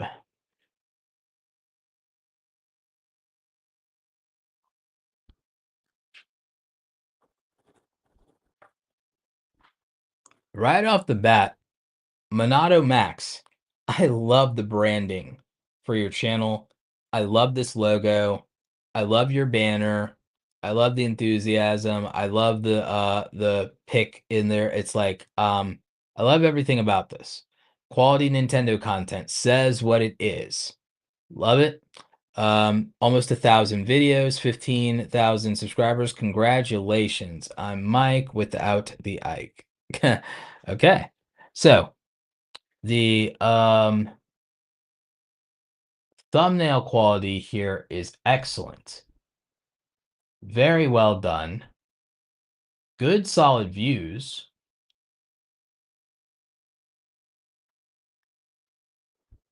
Good playlist strategy here.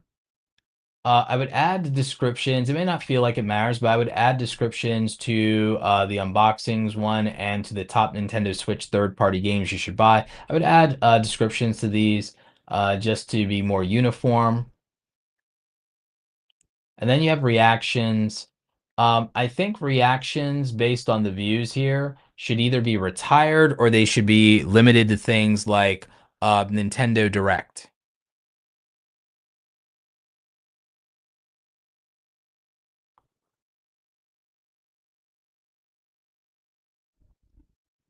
You also have some YouTube Shorts. Let's look at what's going on with the latest videos on the channel. So again, Uh, great job overall. Thumbnails, you have, congratulations. You have the best thumbnails on out of any channel we have reviewed tonight. You might have the best thumbnails out of any channel we've reviewed in the last month for March. Maybe March and February. So very well done. And it's hard to get thumbnail praise out of me. Also, great job on the overall branding of this. The enthusiasm in the poses here is excellent. Well done. This represents a masterclass in doing this effectively. If you're doing these yourself, great job. If you have a thumbnail artist who is doing these for you, get me his contact information. I need to promote him. I need to bring him more business. I need to bring him more customers because everybody could get a lot better views if they had these level of thumbnails. So if you're doing it yourself, you could have a money-making opportunity and a side hustle of just making YouTube thumbnails for people. If it's your thumbnail artist doing it, keep them. And also, we need to get them more business. We need to make sure that they're full-time. So overall, everything you're doing is heading in the right direction. Let's figure out what is the most popular content for you and what you can double down on. Oh yeah, it's definitely this Switch games to buy now and keeping up with that. I think does well, but let's find something outside of that. In general, it seems like it's reviews that might have, in many cases, a negativity bias. You don't always want to make negative videos, but it seems like a lot of those entice people to click. But also big quantities of things and your Switch collection seems to do well for you. Um, if you have sub collections like a Pokemon collection, a Zelda collection, a Mario collection, those individual videos could do well, but people love the big numbers. That's working for you. Um, Great job with that. I think you could also learn because you're on a right path. You're on the right path with this. I think that you can also learn from the concept of potential collectors challenge videos, similar to my good friend Pat Flynn over at Deep Pocket Monster. So my friend Pat Flynn, who I've known for many, many years, before he was a famous Pokemon YouTuber, he was online educator like myself, mostly in the podcast realm. I think if you do storytelling based videos around your Nintendo collection, inspired by things that Pat Flynn is doing here with Deep Pocket Monster, these kind of challenges, but for a Nintendo collector, could do gangbuster level numbers. So I would take inspiration from this and figure out how to reverse engineer that for the Nintendo world as a collector. I think if you did that, that you could do really well. You already have the quality of thumbnails. Now it's a matter of the storytelling in the videos. You have the quality content, you have the capacity to do this, you've done IRL content, you're kind of already on your way. So I think that if you take some storytelling inspiration from Pat Flynn at Deep Pocket Monster, you could definitely do a lot higher overall views, grow the channel, be on a much higher trajectory. But I also don't feel like there's much you're doing wrong, or if anything that you're doing wrong here. I love the energy, the branding, the consistency, the cadence. I love it all. But if you're able to do a monthly spectacle style video, then I think that could be incredibly valuable to you.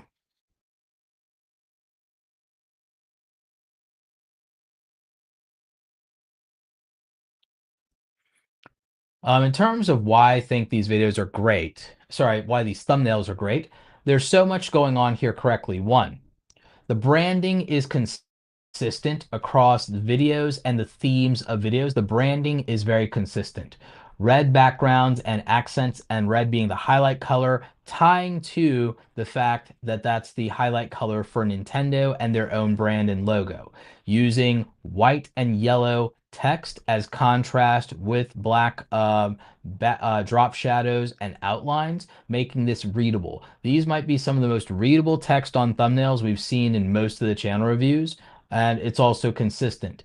Very consistent in fonts and font styles the overwhelming majority of the time here. So consistency, very intelligent choices of color usage, and then using photography as the strong foundation for the thumbnails, and using physical comedy and excitement in the poses, and adding storytelling and context through physical comedy in the posing.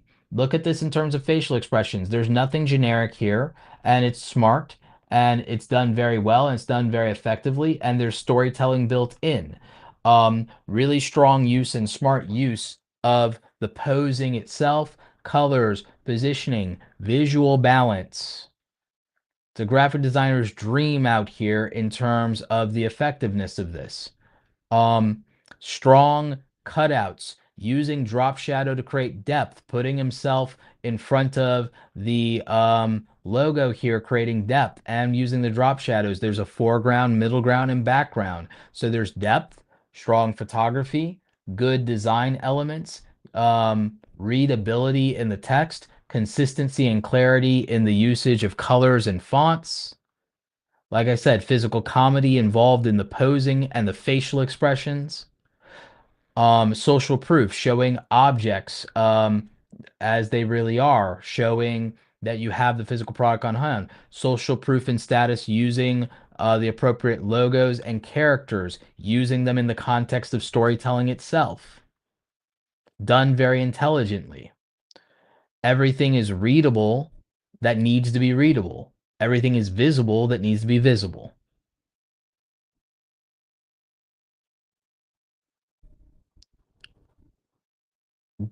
The body language matches the energy or expectations of the video as the title and thumbnail needs to dictate.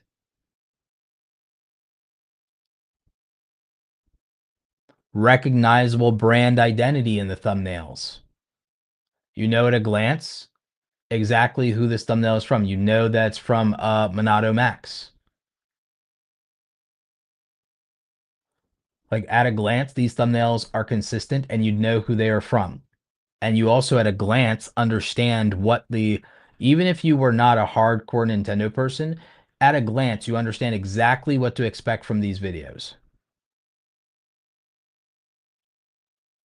So in terms of what my rare compliment and high praise for this type of thumbnail, boom. So that is what we're looking at here with Monado Max. Like I said, I think the biggest opportunity here is to learn from the storytelling of Deep Pocket Monster and apply it to these videos in a spectacle video, maybe once or twice a month as you're able to, and learn from that. And that those videos could be potentially much, much bigger videos. The overall direction currently of the channel is strong. I think if you want more subscribers, you're creating videos that people like watching and coming back for. If you're not already, ask for the subscribe 2 to 3 minutes into the video after you've created value. It's very simple. Just say, hey, if y'all are enjoying the videos and you like what I do here, don't forget to subscribe. It's an easy way to support the channel. And don't miss any new videos. Boom. That's enough because you've created value. It's only 5 seconds interrupting the content. It's not that bad. They're not going to click away for the most part from that. What they're going to do is click subscribe, if anything. So that gets you more subscribers based on the views you're getting. I think this is yeah, a very strong channel overall. Very impressed. Like what I'm seeing here. Great job. Do you guys have any other thoughts on this? And do you agree with what I had to say about the thumbnails and why I have such praise for the channel? Do you think that this could benefit from the inspiration of storytelling content like what we see in Deep Pocket Monster? Let me know in the chat if you're watching live. Let me know in the comments if you're watching the replay. Ah, sweet. We got Tube Spanner in the house, another great YouTube tool. Waking up to a Roberto live stream for the win. You're doing great video about Nintendo. A link in the description has a whole new meaning. Link, yeah, makes sense. So yeah, absolutely. Thank you so much, Tube Spanner. Appreciate the super chat. So we have Rousa up next. And it looks like in the chat we got Doc Rock in the house.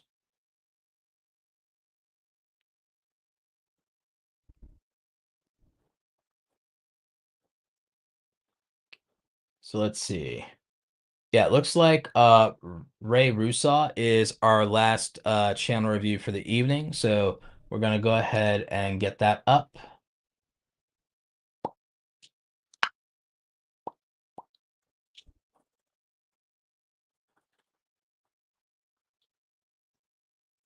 All right. Ray Rusaw. 5,000 subscribers, 600 videos. Hello, my name is Ray. I'm just an average guy. I have 4 great kids, all grown up and got into YouTube so they could see what their dad was up to. I really enjoy gold panning, model airplanes, boats, motorcycles. Been working auto body trade most of my life, and so this feels like it's more of a vlogging channel. So we're gonna see what it's all about. Um, in terms of your @ handle, um, I might just shorten this to Ray Rusaw if you can, because then it's just easier to find your channel. You want a channel handle that's easy to spell, easy to remember, and easy to say. So you always want to keep that sort of thing in mind. Yeah, so yep. Let's see here. You have videos and then you have shorts. This is more of a vlogging style channel. Seems like you haven't posted in a while, Ray. Um, so it feels like this channel might be more for the sake of doing what looks like cinematic IRL vlogs and videos for your family to enjoy and also for other interesting people. Here's the thing about this. I think this has more potential. I want to see possibly a channel banner that conveys to some degree the quality and the expectations around this. And I think that your about section undersells, I think it undersells what you're doing here. Because when I hover over this, you know what I'm seeing, and also with these timestamps, I'm seeing TV quality IRL content that reminds me of things like Storage Wars and Shark Week, and this feels very cinematic. This feels amazing. Um and As far as the more recent stuff, really digging that. The early stuff feels like it was more just, you know, simple vlogs, and I think the early stuff reflects what the about section is when you wrote it or something like that. But the latest content from you is at a whole other level, right? Because this early stuff, it's not bad, but it feels like anyone could do it. And again, like it was just you doing stuff and trying stuff, which is great. And it feels like you just documented years of your life and your journey. I have no problem with that. And I think that that stuff being on the internet, especially for friends and family to enjoy you and to have that understanding of what your life was like, is fantastic. And you have documented maybe close to 10 years or more of stuff here. So I have no issue with that, but I think it's evolved. If I'm really looking at this, I think it's evolved to something more. Because even this old stuff, a lot of this old workshop stuff is actually pretty cool. And even this stuff outdoors. But I think what has happened in the last couple of months, honestly, is if I look at the Greenland vlog stuff,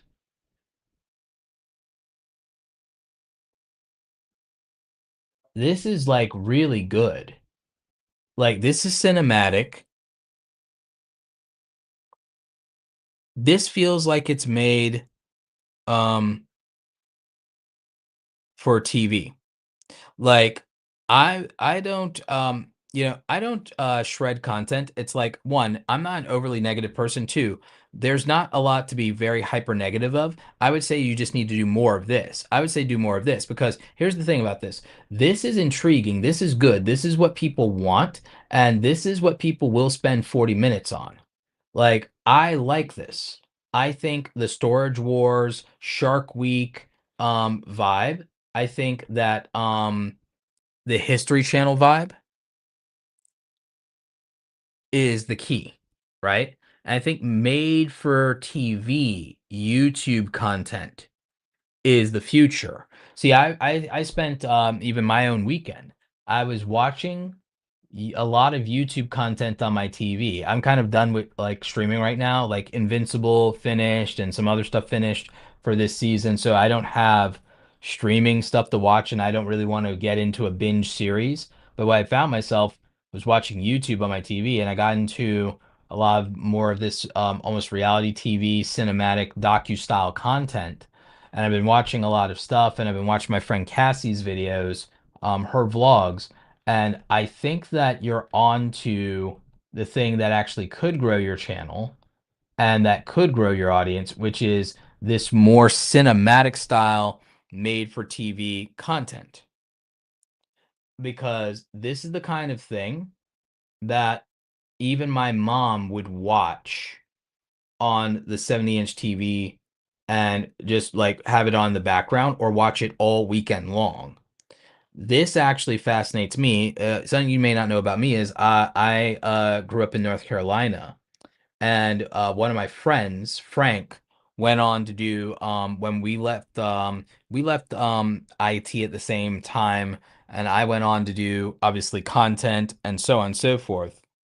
But what happened was he ended up getting into a lot of things, and one thing he did was he did prospecting in the mountains. So my friend Frank went, he went and he did prospecting in the mountains and stuff like that, and started actually doing some gold panning and stuff like that. So I find this kind of thing really fascinating and interesting.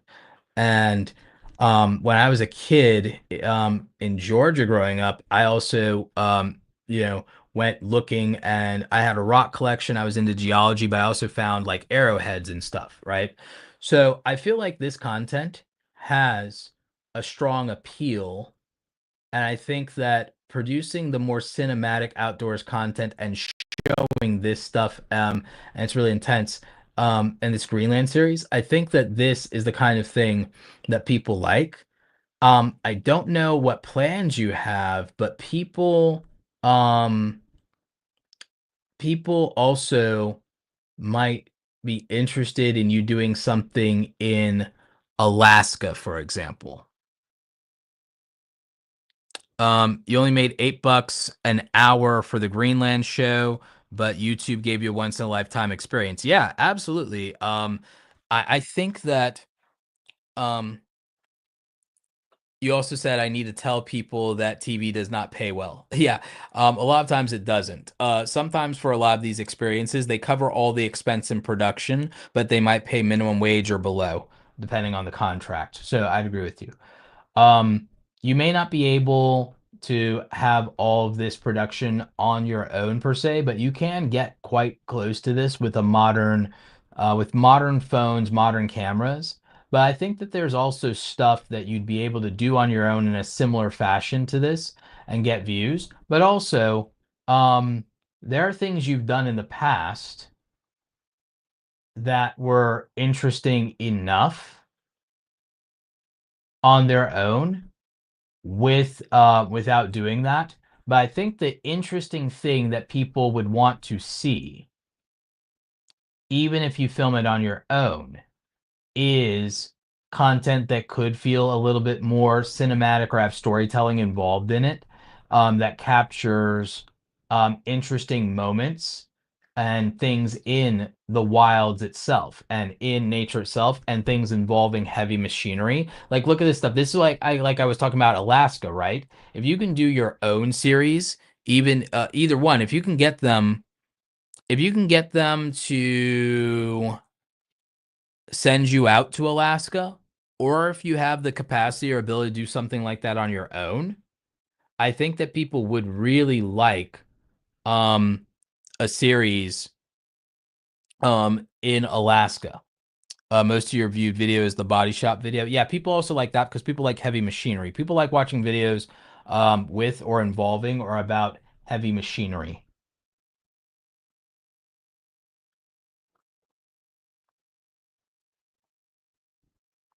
Refining gold at home. Yeah, so that did okay. That did some views. So yeah, people like this kind of stuff. Um,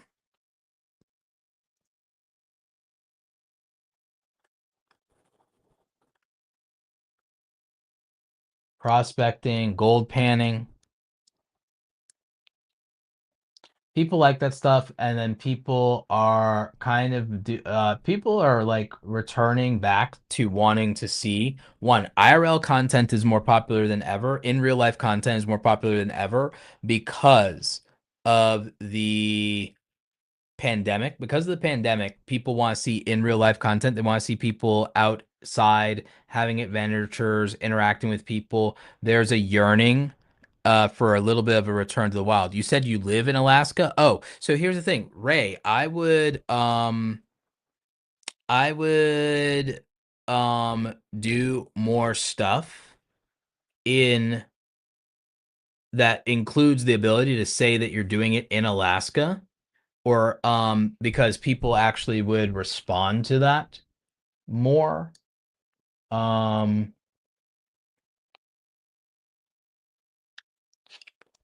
because while Alaska is can't find something on it in here because of my filters. Oh yeah, because yeah, it wouldn't do it for the last 28 days. It'd be the last 90 days, if anything. Um, while Alaska is part of America, for most Americans, Alaska feels like this exotic place, right? Um, and so I think if you can incorporate Alaska into the title of videos, that it would get more views. And I do think that people really do dig um this kind of content right now, being that there's a yearning to be out in the world again and to get away from the rat race, the urbanization, all of it. There is an audience for that. I mean, you see it even with Fowler's content for Fowler's Makery and Mischief. You see it with the outdoors content from there. Um, you know, you even see it with the tiny house living content and how popular it's become when it comes to Ask PawPaw. So I think that there's a real opportunity to explore this a little bit more and to try to tap in to people's interest in one, getting their hands dirty. People are really looking more at, and I think there's going to be a resurgence of people who want to get their hands dirty, do trades, do things outdoors, work with their hands. I think you'd be surprised that we're going to have a cultural rebellion against modernity over the next few years as a course correction to everything we experienced during lockdowns. So I think that that's an area and a niche where opportunity could exist. So those are my thoughts, but I'd love to know what all of you think in the chat. What do you think of Ray Rousa and his channel? I think that it's great if you ever want to just post stuff mostly for your friends and family. I think you'd be surprised sometimes they can reach beyond that. But I do think it's going to be great for people to see how their parents and grandparents lived. I think it's cool to make living time capsule content. I also think that outdoor wilderness content and outdoor content in general is going to have a resurgence as a course correction to lockdowns from the previous years. So I think for the next 5 years, we're going to see a resurgence in a demand for that content and people wanting more of it. So I think people who capitalize on that are going to do really well. But those are my thoughts. Let me know yours in the live chat. Let me know yours in the comments if you're watching the replay. So yeah, I think that was it for reviews. I see a couple of our friends here in the chat. I see El Jefe reviews. What's up, man? We have a question from Fister. Do you do private consultations? Yes. We have links for that, I believe, in the description, but I also have information on those over at awesomecreatoracademy.com.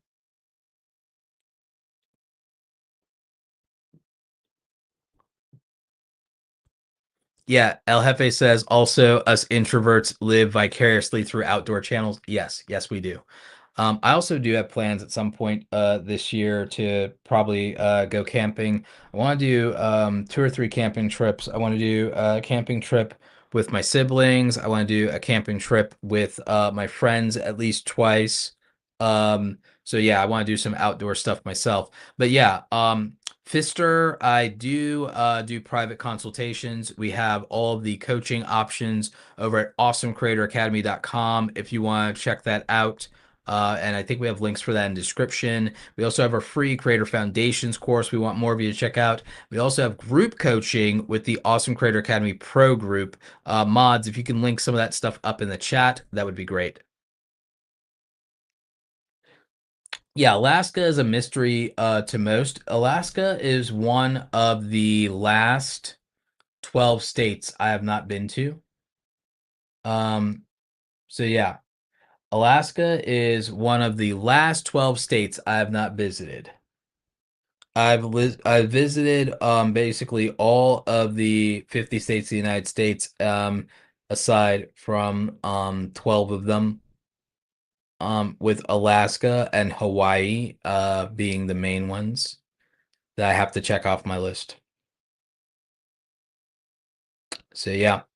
Um the other states, oddly enough, Midwest states, and Oregon, it also, so just a handful of weird states. So it's like Oregon, um, New Mexico.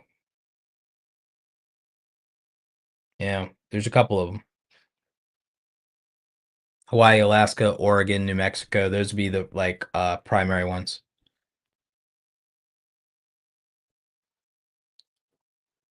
Then I've not been to Missouri, for example.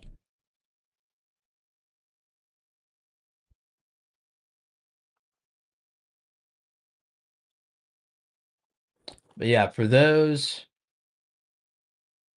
Yeah, but for those of you not familiar and everything like that, I don't necessarily rip channels apart, but what I do is I do give constructive feedback. What we tell you we're going to do in the description is actually we tell you we're going to tell you here's something you're doing well and that you should continue to do. Absolutely. Here's something you should change right away. And then here is something that we want to give you constructive criticism and feedback on, or tell you might be negatively impacting you. Oh, we got another just thank you super chat from Minato Max. Thanks for the suggestions, man. I really think the channel will enter its peak time with the Switch 2 releasing, and then it will really take off from there. Appreciate that. Yeah, no, absolutely. I think the timing around having the Switch 2 is going to be a big deal for you. Absolutely. But yeah, that's it for tonight's channel reviews. Whew. We got through them. Yes, we went more than the 90 minutes planned, but we did the 10 channels, I believe, that we had in mind, or pretty close to it. I think we did like 9, so it's close enough. Close enough. Close enough. So we did that. We got to check out also more of using 1 of 10 for thumbnail research and stuff like that. And we got to enjoy me having a third camera angle. I've got to do something about the auto white balance on that because I don't like that it changes or shifts if I move my hand or if I do something. So, but yeah, I mean, so good stuff overall. I think that we've got a really solid setup here with the camera switching and even the external monitor being the fourth input. You know, I think whenever StreamYard implements having chat on screen, that'll be nice to be able to have in the layout somewhere. And I think we've got almost everything dialed in. I just wish I could get my bloody soundboard to come through perfectly because I think we're having an issue where it doesn't do that correctly or perfectly. So that's kind of annoying. But yeah, but great stuff. Really appreciate all the super chats. Appreciate the feedback in the chat itself.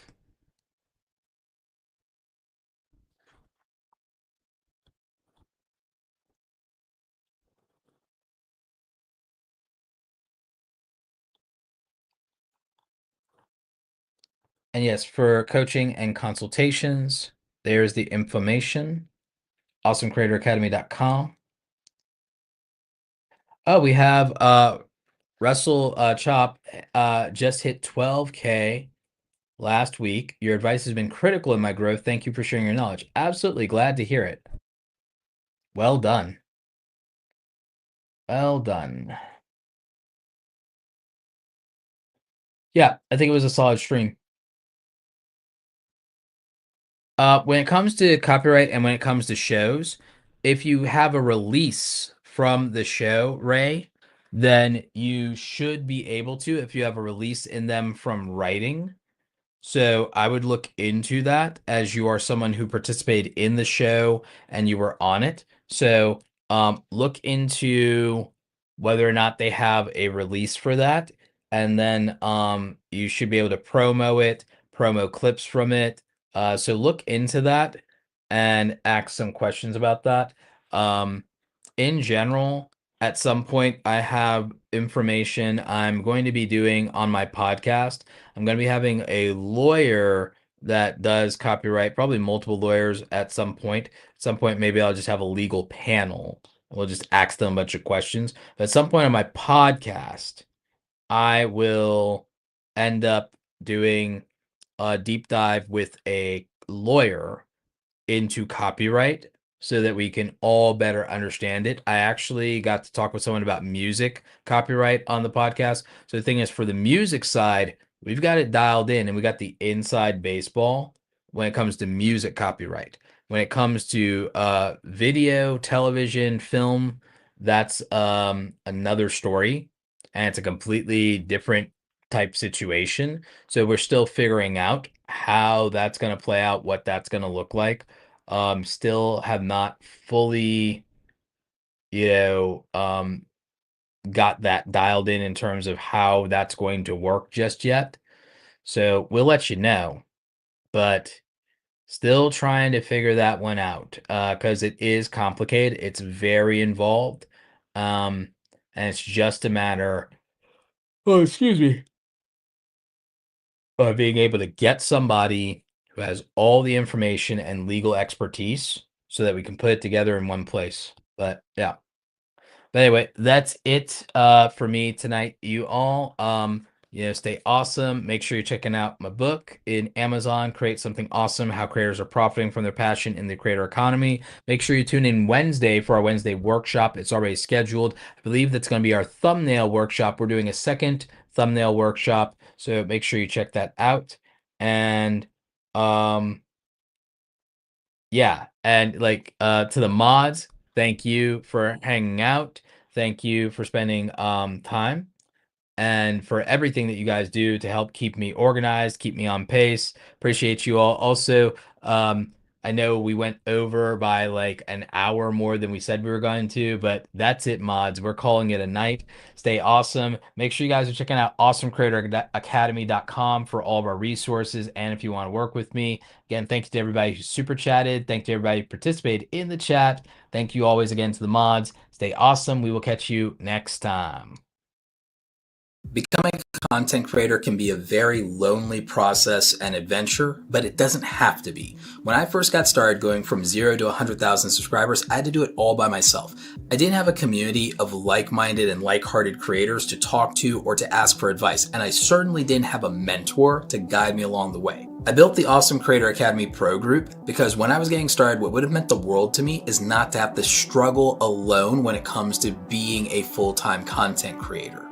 If I had had a community of creators that I could talk to and share information with, I would have avoided a lot of mistakes in my early career, and there would have been opportunities with brand deals where I would have gotten a better understanding of how to negotiate, and I wouldn't have undersold myself. I wouldn't have been taken advantage of in those early situations. So in the Awesome Creator Academy Pro group, myself and our co-instructor Andy Rivera, we meet twice a week for office hours with our creators, and we share information, we talk about how we're building our creator businesses, and we offer constructive criticism and critique on the things that we're working on for our projects. You'll be part of a community of usually around 100 like-minded creators who are taking this seriously just like you are. You'll also have all access as a pro group member to all of our past, present, and future courses, training, templates, digital downloads, and swipe files. You have full access to our creator blueprints where you'll see our systems and the frameworks that we use to execute. You always fall or rise to the standard of your systems. A lot of people really underestimate how important that is. We have digital download templates that can help you so you don't have to start with a blank canvas. These done for you files are actually incredibly helpful, especially for things like your thumbnails, your media kits, and anything you need for your branding as a content creator to look professional. We have email swipe files that help you with reaching out to brands. We have great information in helping you price yourself and build your packages appropriately. And remember, as part of the pro group, you have the opportunity to ask questions from myself and all the other creators participating. And so this means that if you need to ask questions about negotiation or a brand deal, there's something you're not sure about, you're trying to find a better monetization opportunity with merch or affiliates, you have people who have done it before, who are already making money that you can reach out to for advice. As I said, when I was starting out and I was flying solo, this is the thing that I wish I'd had the opportunity to be a part of, and it would have made all the difference in the world in helping me be an even more successful content creator. If you have questions, you can always reach out via support. We're happy to help you figure out if the pro group is right for you. Also, we do have the opportunity for you to become a VIP member if you also would like quarterly one-on-one coaching with me directly. Now go out there and create something awesome today, and hopefully we'll see you in the pro group.